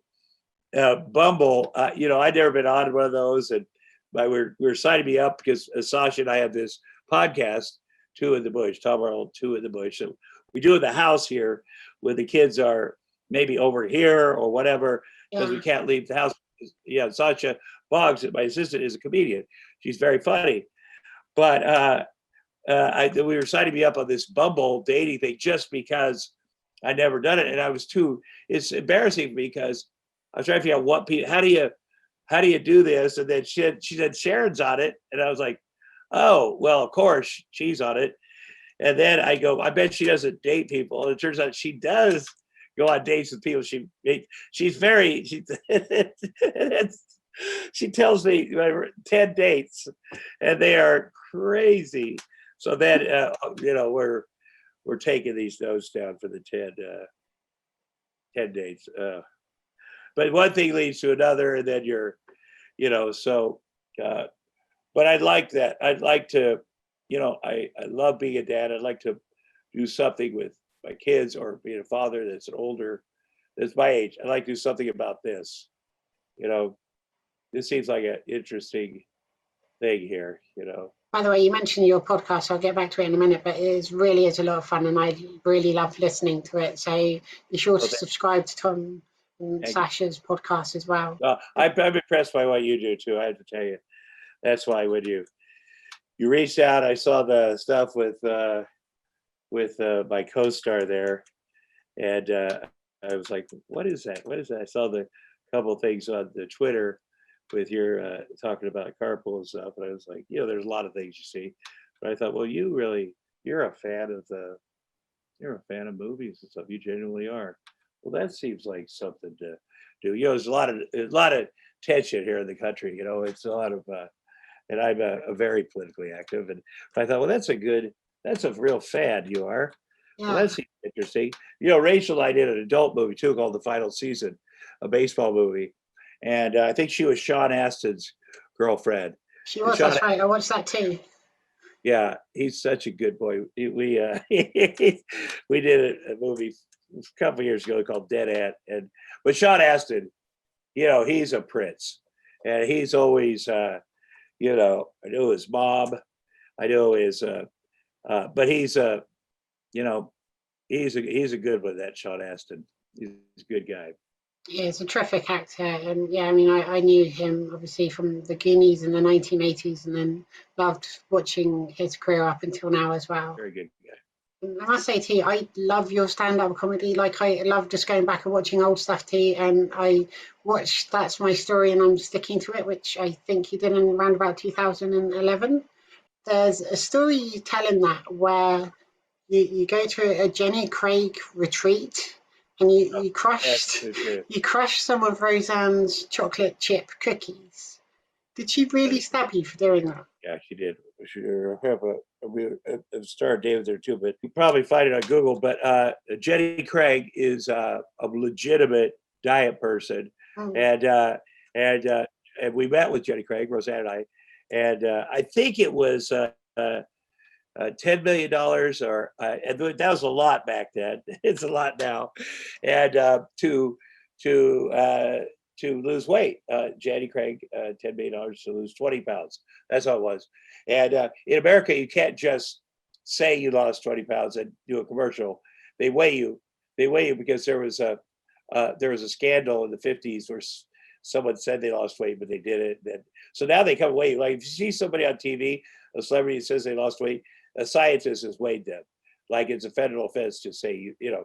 So I thought you could just say we lost weight and then just get paid, but no. So every week or twice a week, a scientist has to come and weigh you, like a doctor.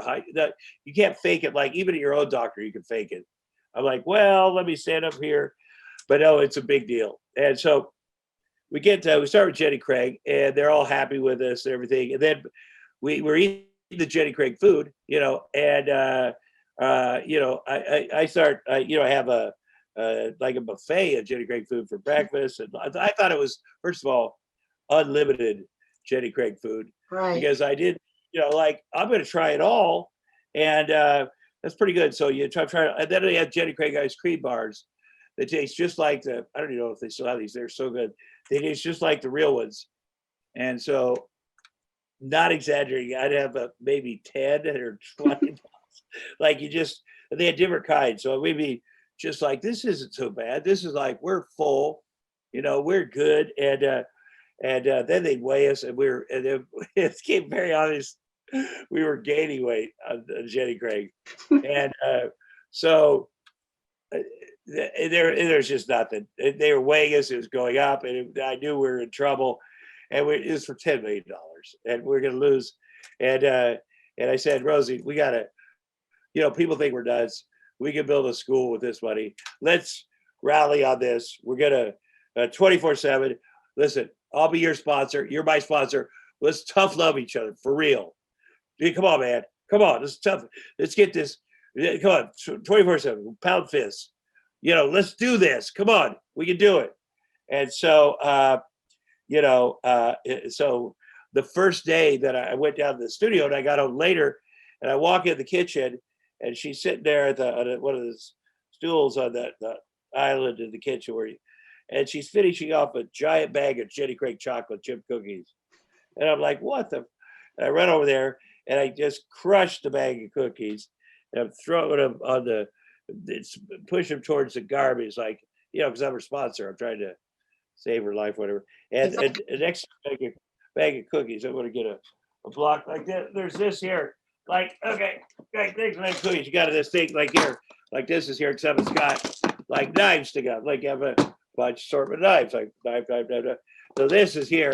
And then when I crush bag of cookies, I'm like this way, and she whips out one of the knives. Like we have it in every kitchen here. And I'm like, oh, no, you're not gonna. It's like, yeah, oh. And so I saw, like, it's because it scared her. Like, I crushed the cookies, and she's like, what? And I'm like, no, you're not gonna. It's like, because I don't know. I don't know. She was mad I crushed her cookies, but and so yeah, that mad, like, I'm eating these cookies. What? Who are you? Oh, okay. And I'm like, oh, so it happened very fast, and like I came up behind her, and like who could it be? who could be coming up behind me in my kitchen? And so she stabbed me. And so, back in those days, so then I called 911 and I'm like, hey, it's Tom Arnold. Rosie was eating a big bag of Jenny Craig chocolate chip cookies. And I'm a sponsor. So anyway, she stabbed me. Long story short. And oh boy, it messed up my skinny shirt.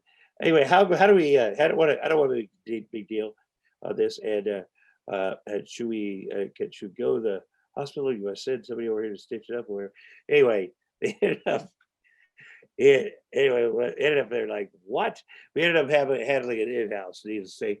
And it's fun. Like I say, if I was telling you this and we were still married for 41 years, and it'd be hilarious. But also, anyway, we handled it in-house. But what came of it was that we got fired for Jenny Craig, because that call, they recorded that call. So those 911. So anytime you're going to call 911, before you go, wait a minute, what am I going to say? Okay, good, because they record them all. Because anyway, that call was on the news. And Jenny Craig, it was hilarious. Everybody thought it was funny, and except Jenny Craig, because it didn't go with the branding that they were looking for with their diet commercials.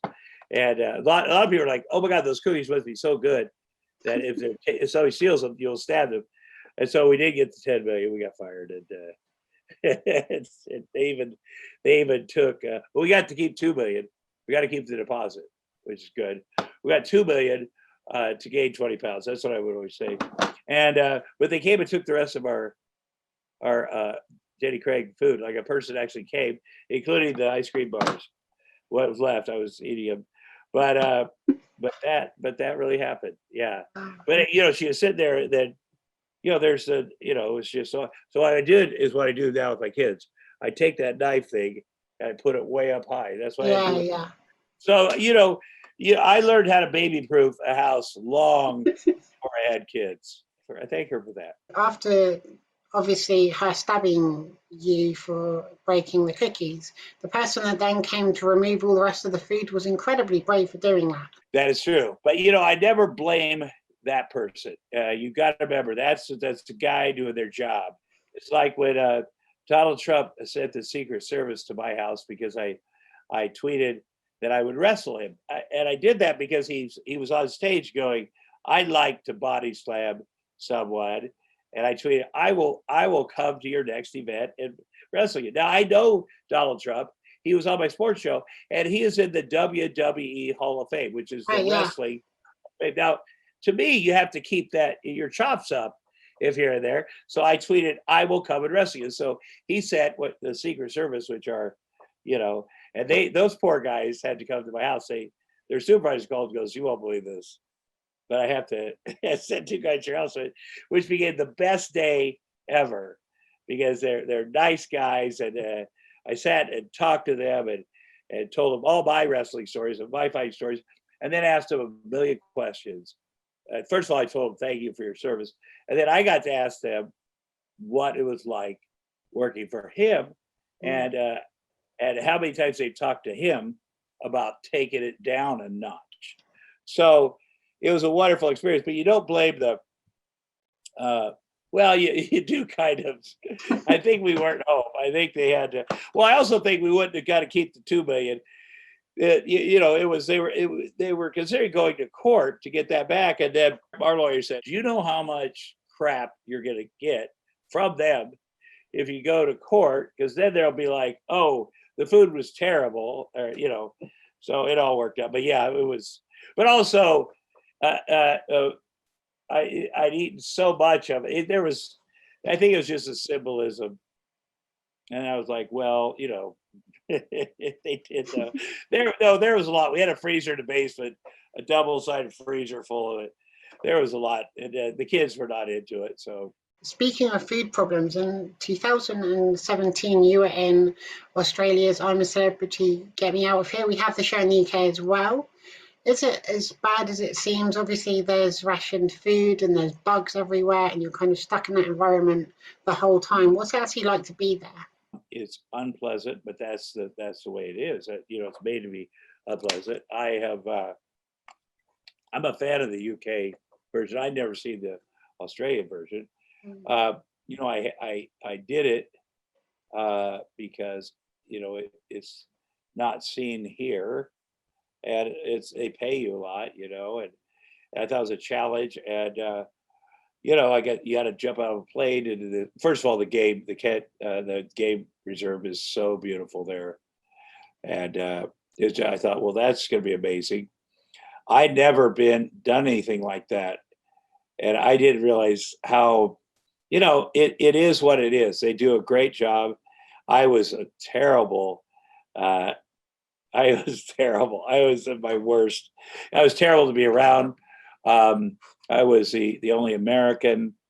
I was terrible. My goal was to get thrown out the first day, which happened. It was very close. So the producers were hoping I'd stay. I was the worst, and I did. I loved all the challenges. I loved jumping off the bungee jumping off the waterfalls, at any kind of eating challenge, at any kind of But I think that the idea of not having contact with my kids, that was a killer. I just didn't realize how isolated. And I also was, I didn't know anybody. I didn't know who the Australian people and the New Zealand folks were. And I think they all knew who each other was. And they all, even though we speak the language is similar, I couldn't. There was a lot of things I missed. I knew that, especially when they all know the history of each other, and so they all, But that's not their fault. And I got especially mean with a couple, people, and also the way they looked at the United States. They all had, which of course they would, and I just didn't understand how, but it's all on me. I just wasn't in my best place, and I don't think I was in my best place to go there. My marriage hadn't been good. I needed to get back to my kids. I've been looking out for my kids for a year or so, and I was just wanted to get back to them and get on with the kids in my life, and but it was nice. They asked me. It's so beautiful down there. That people were very nice that were in there. The next bunk over, it was tight. I gotta say, we were tight, and the food was, you can't imagine how little food. And but that's what the deal was. And your guard, there's armed guards around you, and but also Miss Universe Australia was next to me, like this far away. She was a very nice person, but I'll tell you, she was passing out for the lack of food, and I sensed that she probably used to eat less than me. But there's my kids. They did send my kids back the stuff with animals, and the stuff jumping off of stuff, and But the second, 1 second, 2 second, minutes of just being there, and not even knowing how long you've been there, and how the tedious, and thinking I could be here for weeks more, and just thinking about my kids, and just the mental anguish for me, and not knowing where this goes, or not be able to touch my kids. That became and not knowing what's going on in the world. I didn't know. There's one thing I asked to see, the Super Bowl. I asked to see the results, and it was the craziest Super Bowl ever, where one team was down by 35, and then they tell them at the end, which is very cool. But Donald Trump was just going into the White House. It had been such a tumultuous election, and but again, I was very bad. I got into one particular argument with an Australian woman who'd gotten a silver medal, and I think was beloved, and I'd heard her say one thing in her speech earlier about it would have been gold except the American cheated, and that stuck with me. And I was just nasty about, and I'm sure that was on the television. I'm sure people are like, but, I think that's part of it. And, you do give up all your, because there's cameras in the shower and the restroom. And, it just reminded me of growing up in Iowa, where you just don't care. Especially when you have four younger brothers, there's no privacy. You just don't, it's like having two kids now where I have no privacy. We still basically 90% of the time they sleep in my bed. I have no privacy in the bathroom because they just, there's life is, so if people are like, well, what about the privacy? I said, I've grown up, and now, when you're famous, just people are aware of you, Yeah, so of course. you just don't worry. You don't, I didn't go, oh, I got to be private ever. But you could tell that the cameras, I think people had seen the show before, the other folks. I never, I'd been offered the show in America before, but I didn't quite, like I'd been offered Donald Trump's Celebrity Apprentice. I wouldn't do it. But, I thought, well, this will be memorable. Yeah, absolutely. And I've got so much respect for everyone that goes on there, because I don't think I suppose if they offer me a lot of money, I'd consider it, but I don't know. I don't really like jumping off things and eating stuff that's moving. Well, I'll tell you, I was supposed to, part of my money was they're doing a tour in Australia that summer, and the network I think it was Channel 10 that aired the show went bankrupt. So I didn't even get that part. So, but I got plenty, and it was a good experience. I did that. I did it. And there's a lot of very nice people on that show, and very kind people, and the victories, when you get a little something, when you win a prize, you get a little something to eat. And if I had to cook it, I couldn't cook the beans. We got these beans and something to last all day. I couldn't have done it. And people made that work. And sometimes people gave me their leftovers, and that was very kind of them. Obviously, you've got a lot of movie posters behind you from some of the films you've worked on. Do you ever keep any props or souvenirs or costumes from any of the films or TV shows? Well, let's see here. I had last night. I noticed my hat. Oh, here, here are the kids. I have kids. My kids have. This is my McKell's Navy hat. The kids wear this. When I was the kids would get into all my stuff. And there's no point in keeping things once you have kids. I mean, that's the whole point of everything. So at first I was like, oh my God, you're gonna break my whatever. And then I thought, well, that's why you have kids, because who am I gonna leave it to? My kids. I have stuff in that. I was just back home in Iowa.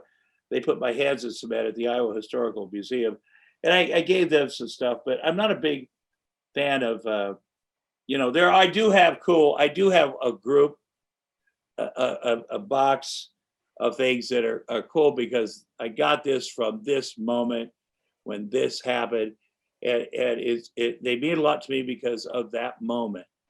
It's not necessarily from a big movie, but it's maybe a moment in the movie, and a moment when something happened with people that I was working with. It's just I've written up each moment, why each thing is important, and there are a lot of, because I've been involved in a lot of big moments that people will remember. They'll remember the moment, and then I'll say, yeah, I was there. This is what happened, and so that's something I at a sports show, I was there. A lot of Super Bowls and World Series and celebrations and locker rooms, and that there's specific moments of things happening that I'm very grateful I was allowed to be a part of. That I saved that stuff.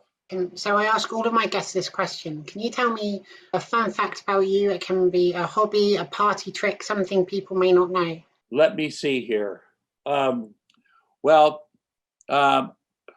could I do? I could chug a uh, a gallon of water. That's a lot. I can still throw a football 50 yards. That's good for an old guy. I can still eat 8 hamburgers. These are things I only know because of my kids and have done it, doing it recently for them. My 127-pound first grader can stand on my head and without my arms like this. I haven't put my 49-year-old that we're working up to that where she'll stand on his head.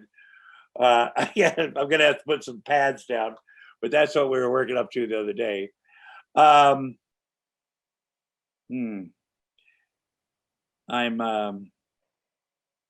don't have those kind of, I do have an unusual amount of patience.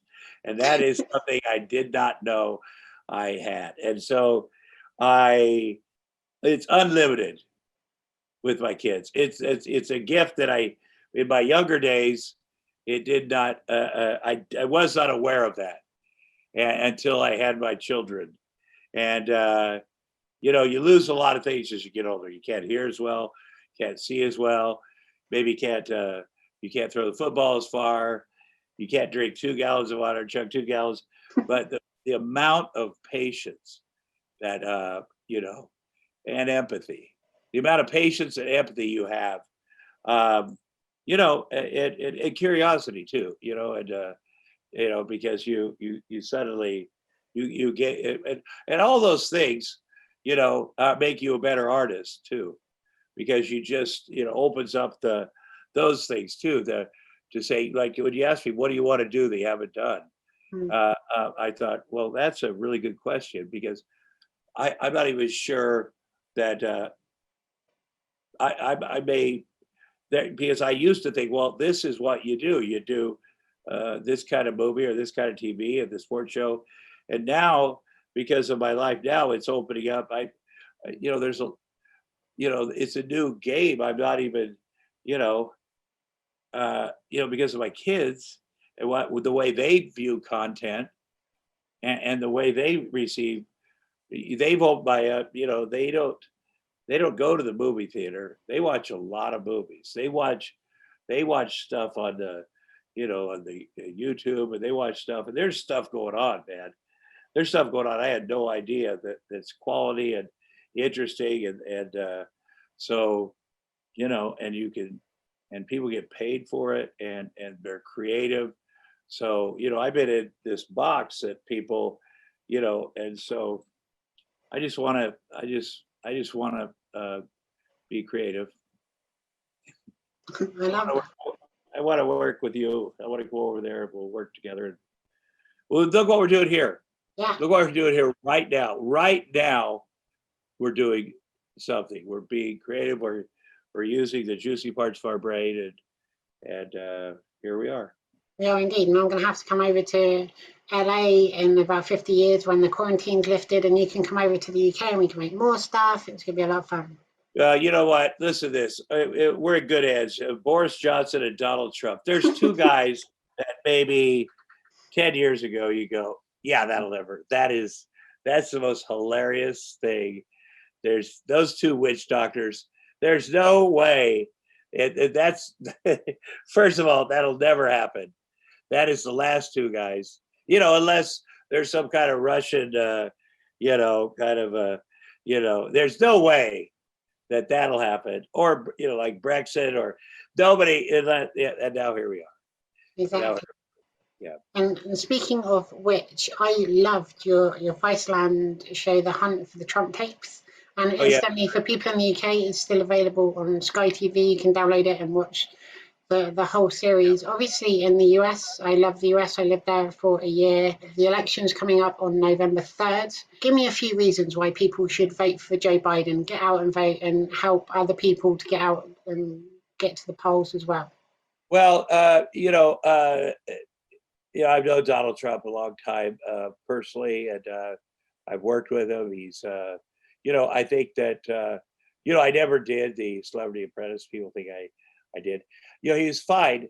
He was fine as that guy, Donald Trump, and Roseanne and I did a special in the '80s at the Trump Castle, which is a casino of his, and he was, and he'd come on my sports show to promote, his apprentice show and different things. And I've been to the Playboy Mansion with Donald Trump.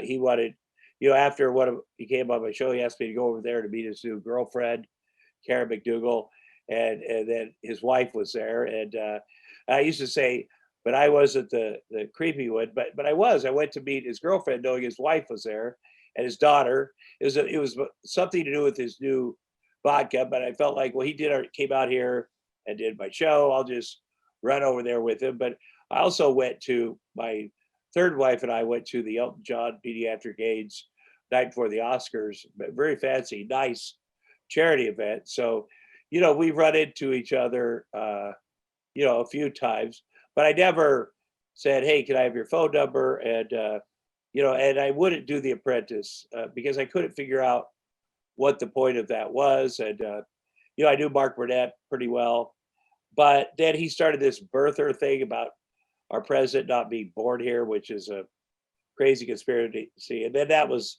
it for me, because I was just too racist, because, I'm Jewish. And if somebody said the first Jewish president was not born here, I mean, that would be it. They'd be off TV. Their career would be over. And so to get away with it with the first black president, that just says a lot about where our country was. But he just is, he lies all the time. I've known him, I've known his kids. I've helped out his kids. Me and my friends have, with Donald in the '90s when he kicked him out of the house for a year. Donald Jr. got in trouble with alcohol and drugs, and his dad's solution was, you're out, I'm cut off. And we took care of him, and same with Eric. And,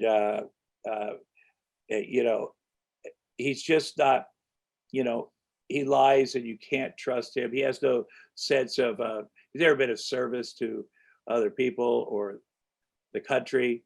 And, everybody's incompetent in his cabinet.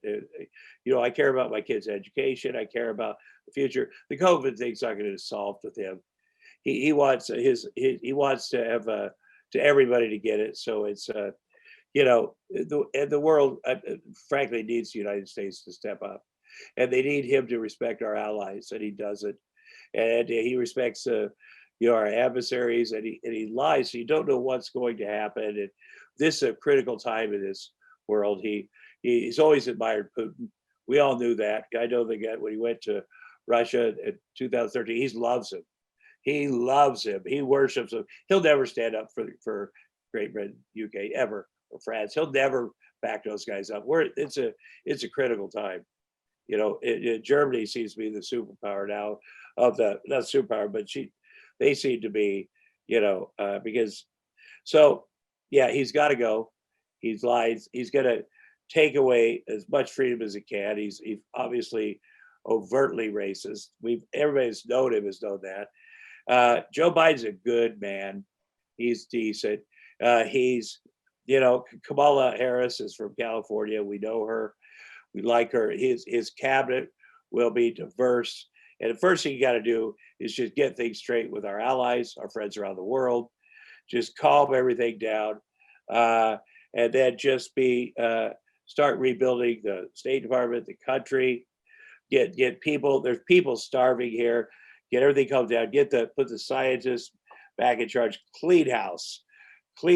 Fire all the suck ups, and just get people on the same page, and none of this nonsense anymore. And that's it. I'll tell you, Joe Biden's a very good father, and he's somebody you want to, you trust. And there won't be all the yelling on TV and all the name calling. And we have to respect our allies. And if we tell an ally we're going to do this, you tell your buddy, he keeps his word. He's just such a liar, and he's gonna, he's incompetent, and that's it. We got to do it. and we are winning. I work with the Biden comms people, and we're winning. But Trump will cheat. He'll break every rule. And it's unacceptable. It's humiliating. But we're doing everything we can, and we're going to beat it bad. We're going to beat it bad. I really hope so, and I really hope everyone gets out to the polls and they have the opportunity to vote as well. And if he does lose, I hope they respect that decision and actually leaves without a problem. We're going to do everything we can every day until November 3rd, and then every day after that until noon, January 20th. So people, we took things for granted a little bit in 2016. Every one of our different kinds of groups of people, and there's a bunch of diverse groups. Some people are like me. I'm very aggressive and we do different things, but we've got plans for every day until then. And sometimes you're going to hear new people stepping forward. You'll hear new tapes. You'll hear do this. Barack Obama is going to be campaigning. He started yesterday. You're going to see new people stepping up, new people leaving the White House, new people doing this, new people doing that.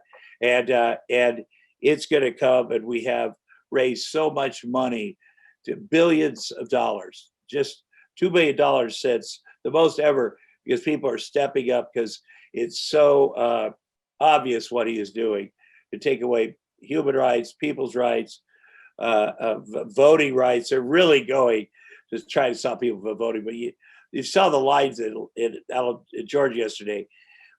People of color are waiting 8 hours to vote.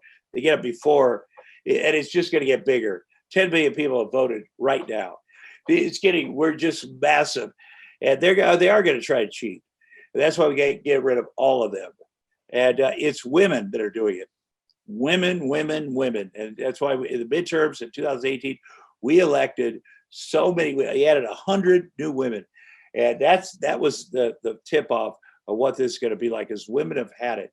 And Nancy Pelosi, I'm in her small group of the activists that she talks to us once a week, and now it's like every other day.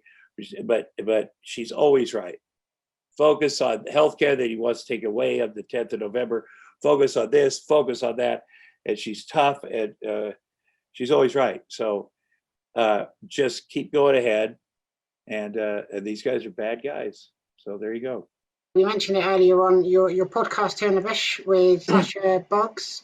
There's tons of episodes out there already, and there's loads of great stories that you share, and it's just really funny and interesting. And yeah, I just wanted to shine a spotlight on it, really. And how often are you recording these, and what can you tell us about it?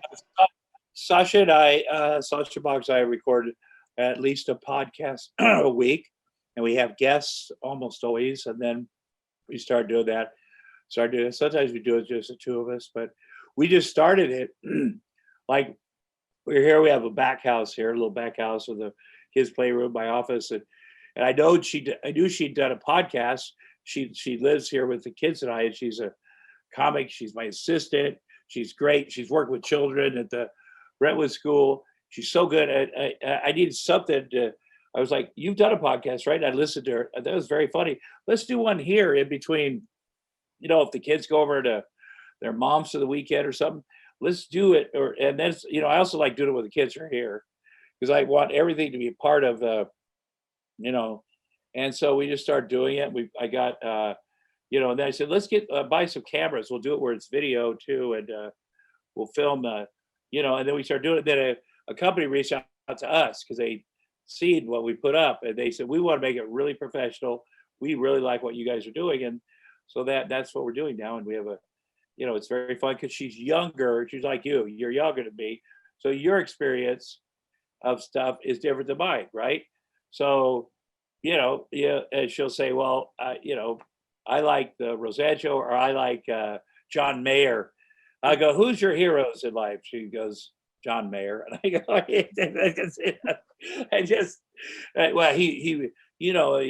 he got me through high school, she'll say. And then it's just funny. And John Mayer is great. I have to say, John Mayer is great. But and then we talk about, because I am older, and then we agree on something, then if it's music, we'll go, well, what can we possibly agree on? But, I talk a lot about my life to her and what, things I've, like you and I talked about some good stories today, but I guess she's similar to you. She'll ask me about, oh, you remember when, and you were kind of reminding me of stuff today. Oh yeah, the houseboat. Yeah, she'll watch this because, she was. I forgot you got to watch Sarah's show. She brought up things I'd forgotten about, even though they're in my specials. Good. Please watch it. Spotify, iTunes, and people are watching the Hunt for the Trump tapes that had it. See, it was on Viceland. That's the network here in America. It's like channel 300, and Viceland is a good network if you're like 2 Chainz as a rapper. There's a lot of pot type shows on there, but a political type show. They really want to do a show with me, Vice, but they really didn't have the right network for it. I'm very grateful I got to do the show because that led to, the relationships. I worked with some great journalists. I got to send a, reporter to Belarus, and I talked to Russian sex workers, but I did a lot of stuff just steamrolled into, because I was doing that before, and then they said, you want to do it with us cameras? And I continued, obviously Michael Cohen, the Trump lawyer, and I stayed, I made many tapes of him and different people. And when he was in prison, we had cell phones. I could continue getting information and, to get it, and so now as we get into the final weeks, everybody had better be sharing everything because this guy is bad news. So here we go. Can you tell me more about what you're working on next? I know you're credited in Hollywood.com, High Holiday, The Legend of Johnny Jones, Under the Sun. Well, High Holiday is coming out before the holidays. Me, Jennifer Tilly is my wife. Shannon Sossaman is my daughter. Cloris Leachman is my mother-in-law. I play a guy that's running for the governor of Texas. He's very right-wing. He's like Donald Trump. And I've invited a reporter from a right-wing newspaper over to our home for Christmas to show that we are family values.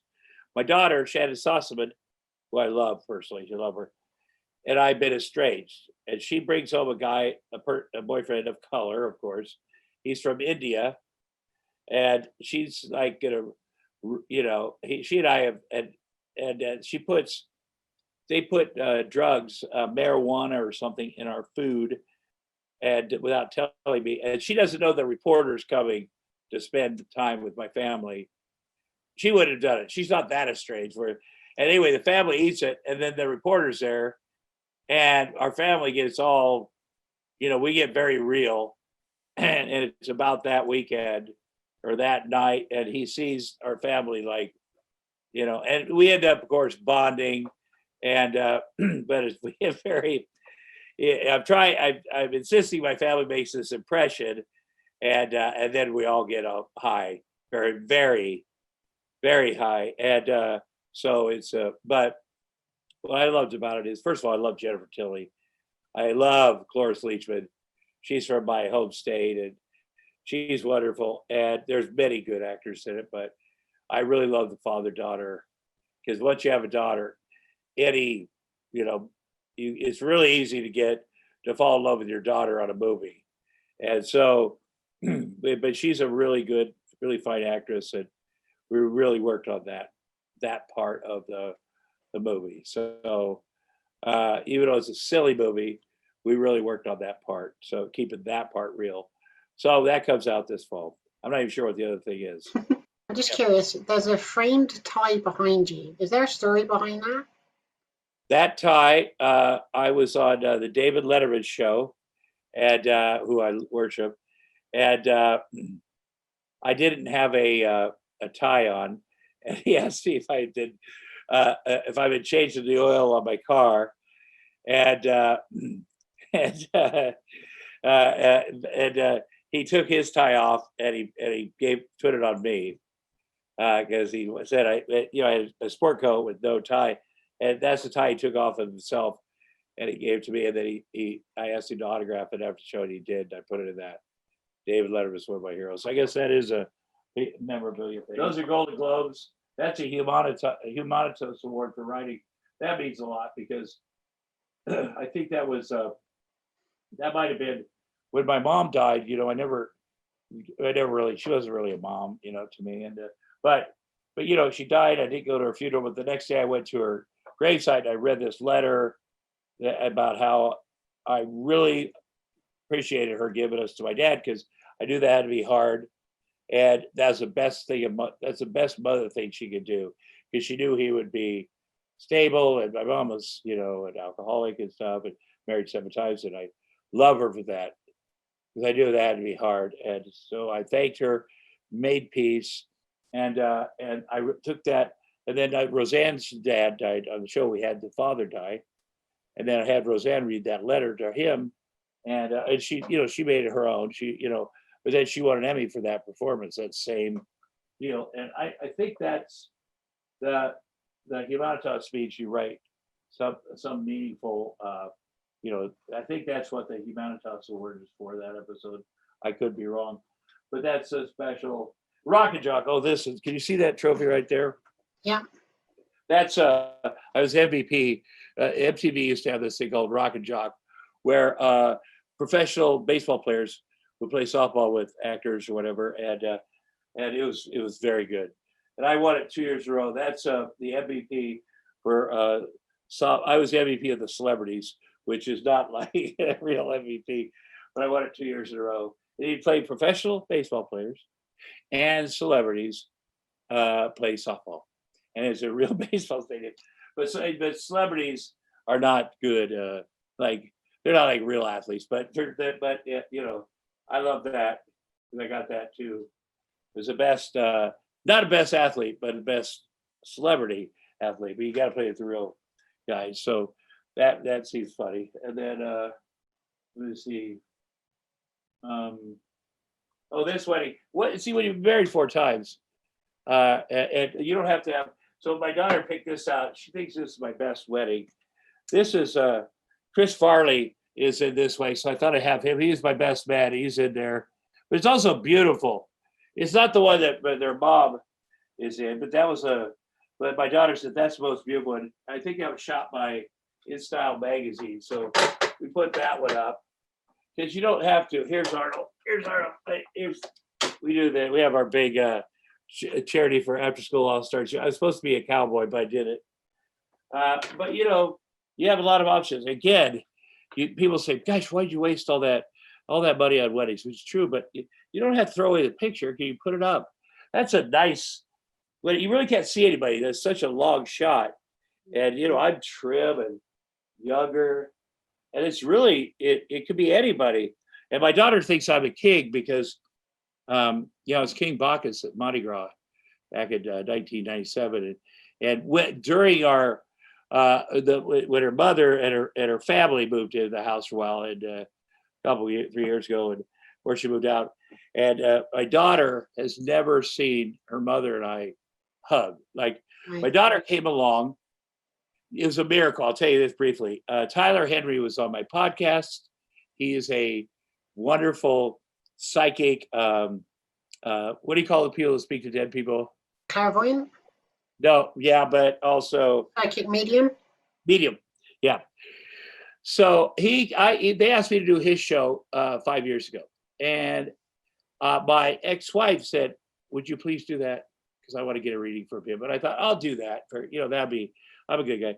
So he came, and a very sweet guy. He's a very young. He's a teenager still, and he's with his mom, and he's gay. He's very sweet, and so I asked what is a medium, and she's like, he speaks to dead people. I'm like, oh, on TV? That sounds like a terrible idea. I was a skeptic, but he came over, and first of all, he does this thing that's probably an evergreen for mediums. You can't even tell if they're real. He goes, "Your mother is here, and she is sorry." But you can do that in a lot of homes where mom's dead. Okay, but then it gets to the part where he's going to do the psychic stuff at the end of it, and you can see this if you watch a repeat of his show. And he goes, "So Tom, do you have any questions for the psychic?"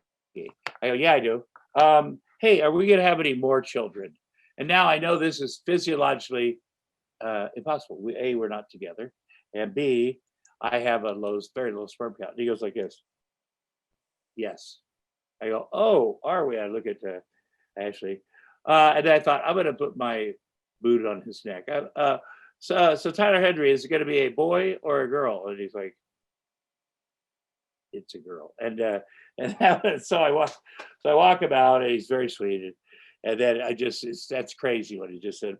And then Ashley is like, I go, hey, I'm sorry that he wasn't psychic. And then 72 hours later, I think I probably talked about this way special. The phone rang, and it was a cryobank in Long Beach. As they said, we're trying to get hold of your new business manager. You owe $700. And I'm like, what? And we'd taken one cycle of in vitro with a different doctor. I always went to the same doctor with all my wives, whatever. And he got this frozen embryo down there that I still from 4 years ago. Anyway, she gets in her car, goes down there, shoots that up in her hoo-ha, and my beautiful daughter Quinn was born 9 months later. And that's how I have my beautiful daughter Quinn. And so that's that story, which I forgot what the reason I told that story. Why did I tell that story? You're talking about meeting the medium? Yeah. Yes. What do you have to go? Where do you have to go, Sasha? My car service. Oh yeah, and I have to go get my TSA. Yeah, I'll have to walk you through it on the phone. Okay. Yes. Sarah is saying wonderful things about our podcast. I love it. Come here. Come here. Come here. Yeah, just come here. She didn't have makeup on, Sarah. I said. It's the left eyebrow. It goes crazy with that. Yeah. Hi, Sarah. It's so hot here. Okay, go get your car serviced. Okay. I wasn't gonna hit you. Okay. God, you act like you're abusive. It's completely the other way around. Yeah, it's good. Are we on live? No. No, it's not live now. No, I don't even record these. This is just for me. Good. She's getting her car service. It's so hot in LA. It is so hot here. Yeah. It is so hot. I lived in LA for a year, and coming from, living in the UK, it was a massive climate shift for me. Where do you live? When I was in LA, I lived just outside Thousand Oaks in Newbury Park. Oh, yeah. Yeah, That's good. I looked out there for the schools. I looked out there, for the kids. They actually have a good school system. Yeah. They have a good school system, but it's also good. It's a good place to live because you're out, and people are moving out there like crazy. What year did you live out there? So it's 2004 to 2005. Oh yeah, people are moving out there. I lived in Agora Hills in the 90s. I had a place that had a big horse ranch, because you get some stuff out there, and there wasn't nearly as many people out where you lived. There's a lot of people out there. People are just, since I lived out there, well, it's quite popular. Speaking of which, I worked in Agora Hills, so that's where I commuted to every day. Oh my gosh. I went to the first time I saw Austin Powers was at a theater, which I was in Austin Powers. I was like, I don't know.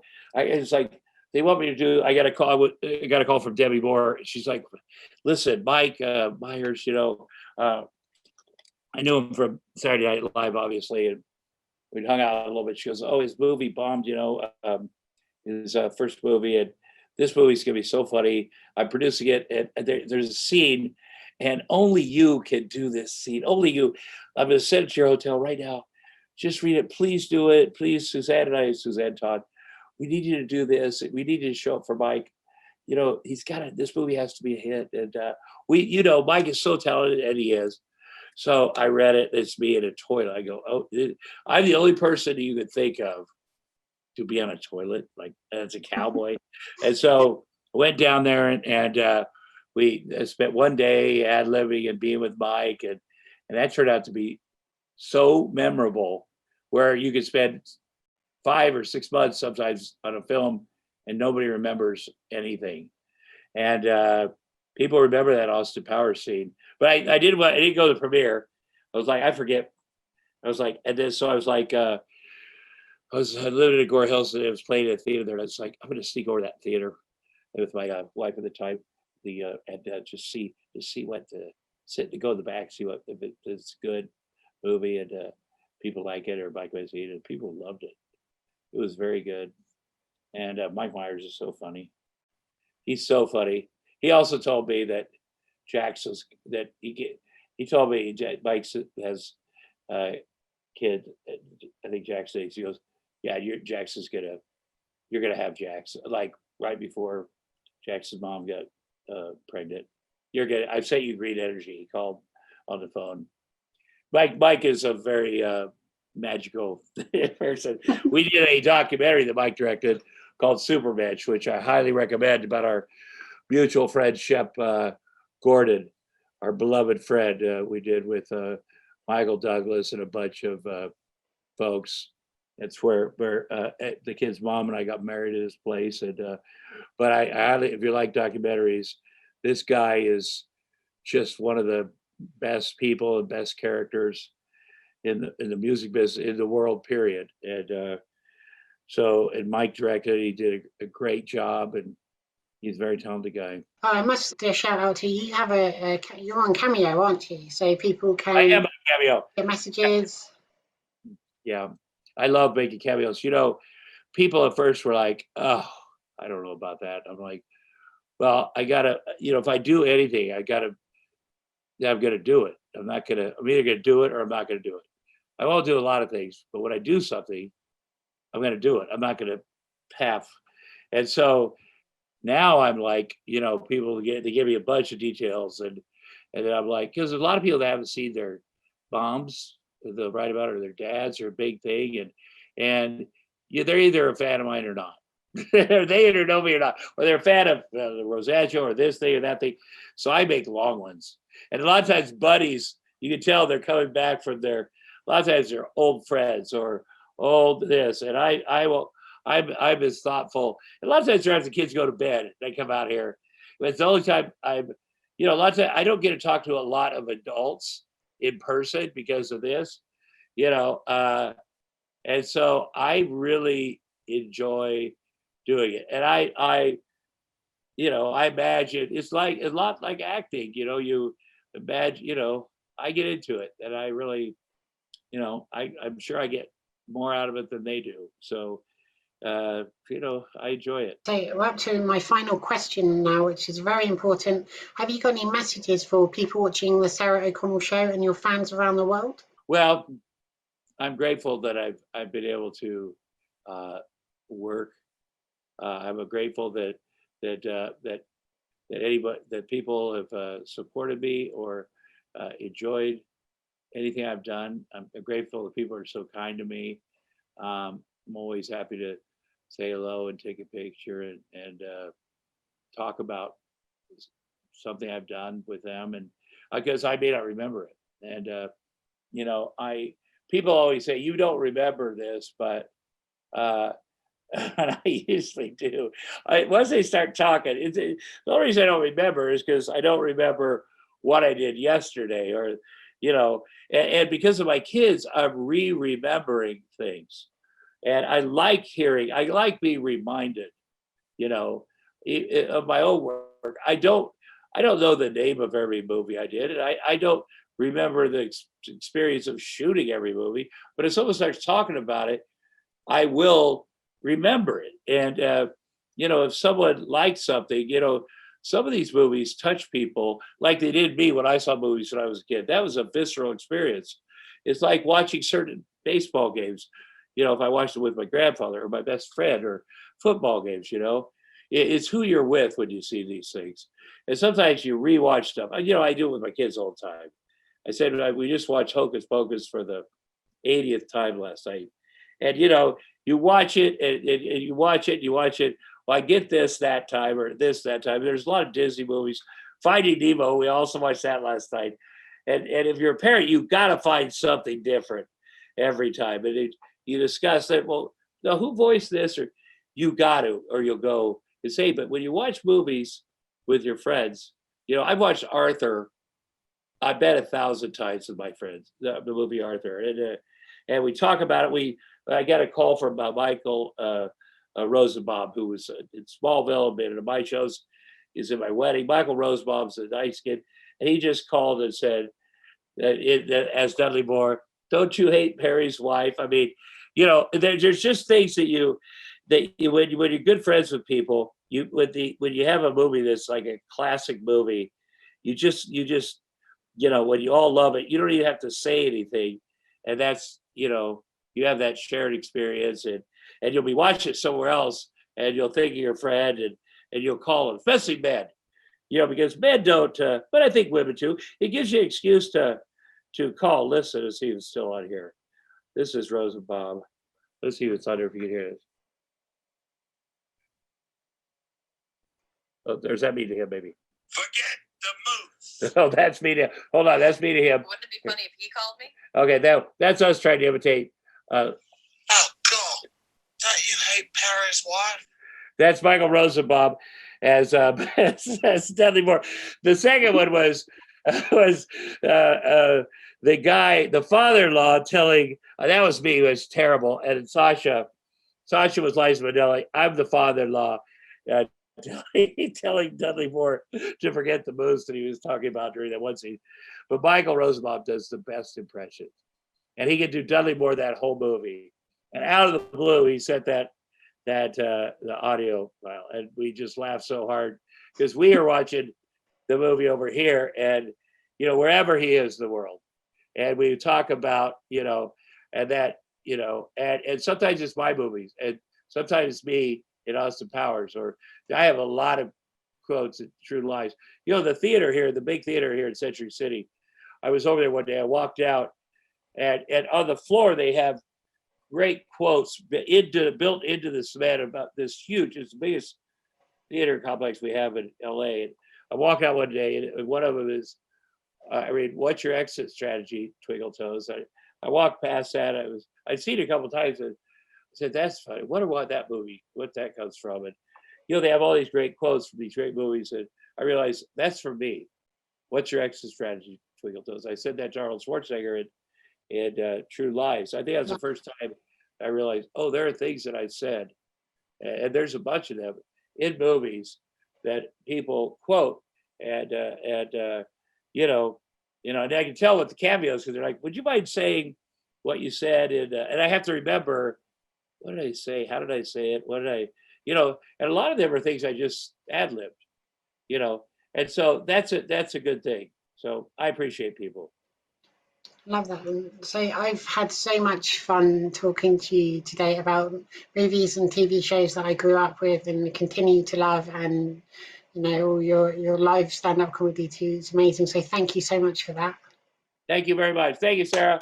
Have a good one. Be safe and sound. Wear a mask outside. Absolutely. Thank you very much. And thank you to everybody watching at home. Be sure to share, subscribe, give this video a big thumbs up and leave lots of lovely comments. I'll see you all again soon for another episode of the Sarah O'Connell Show. Bye. Yay. Yay. Bye now.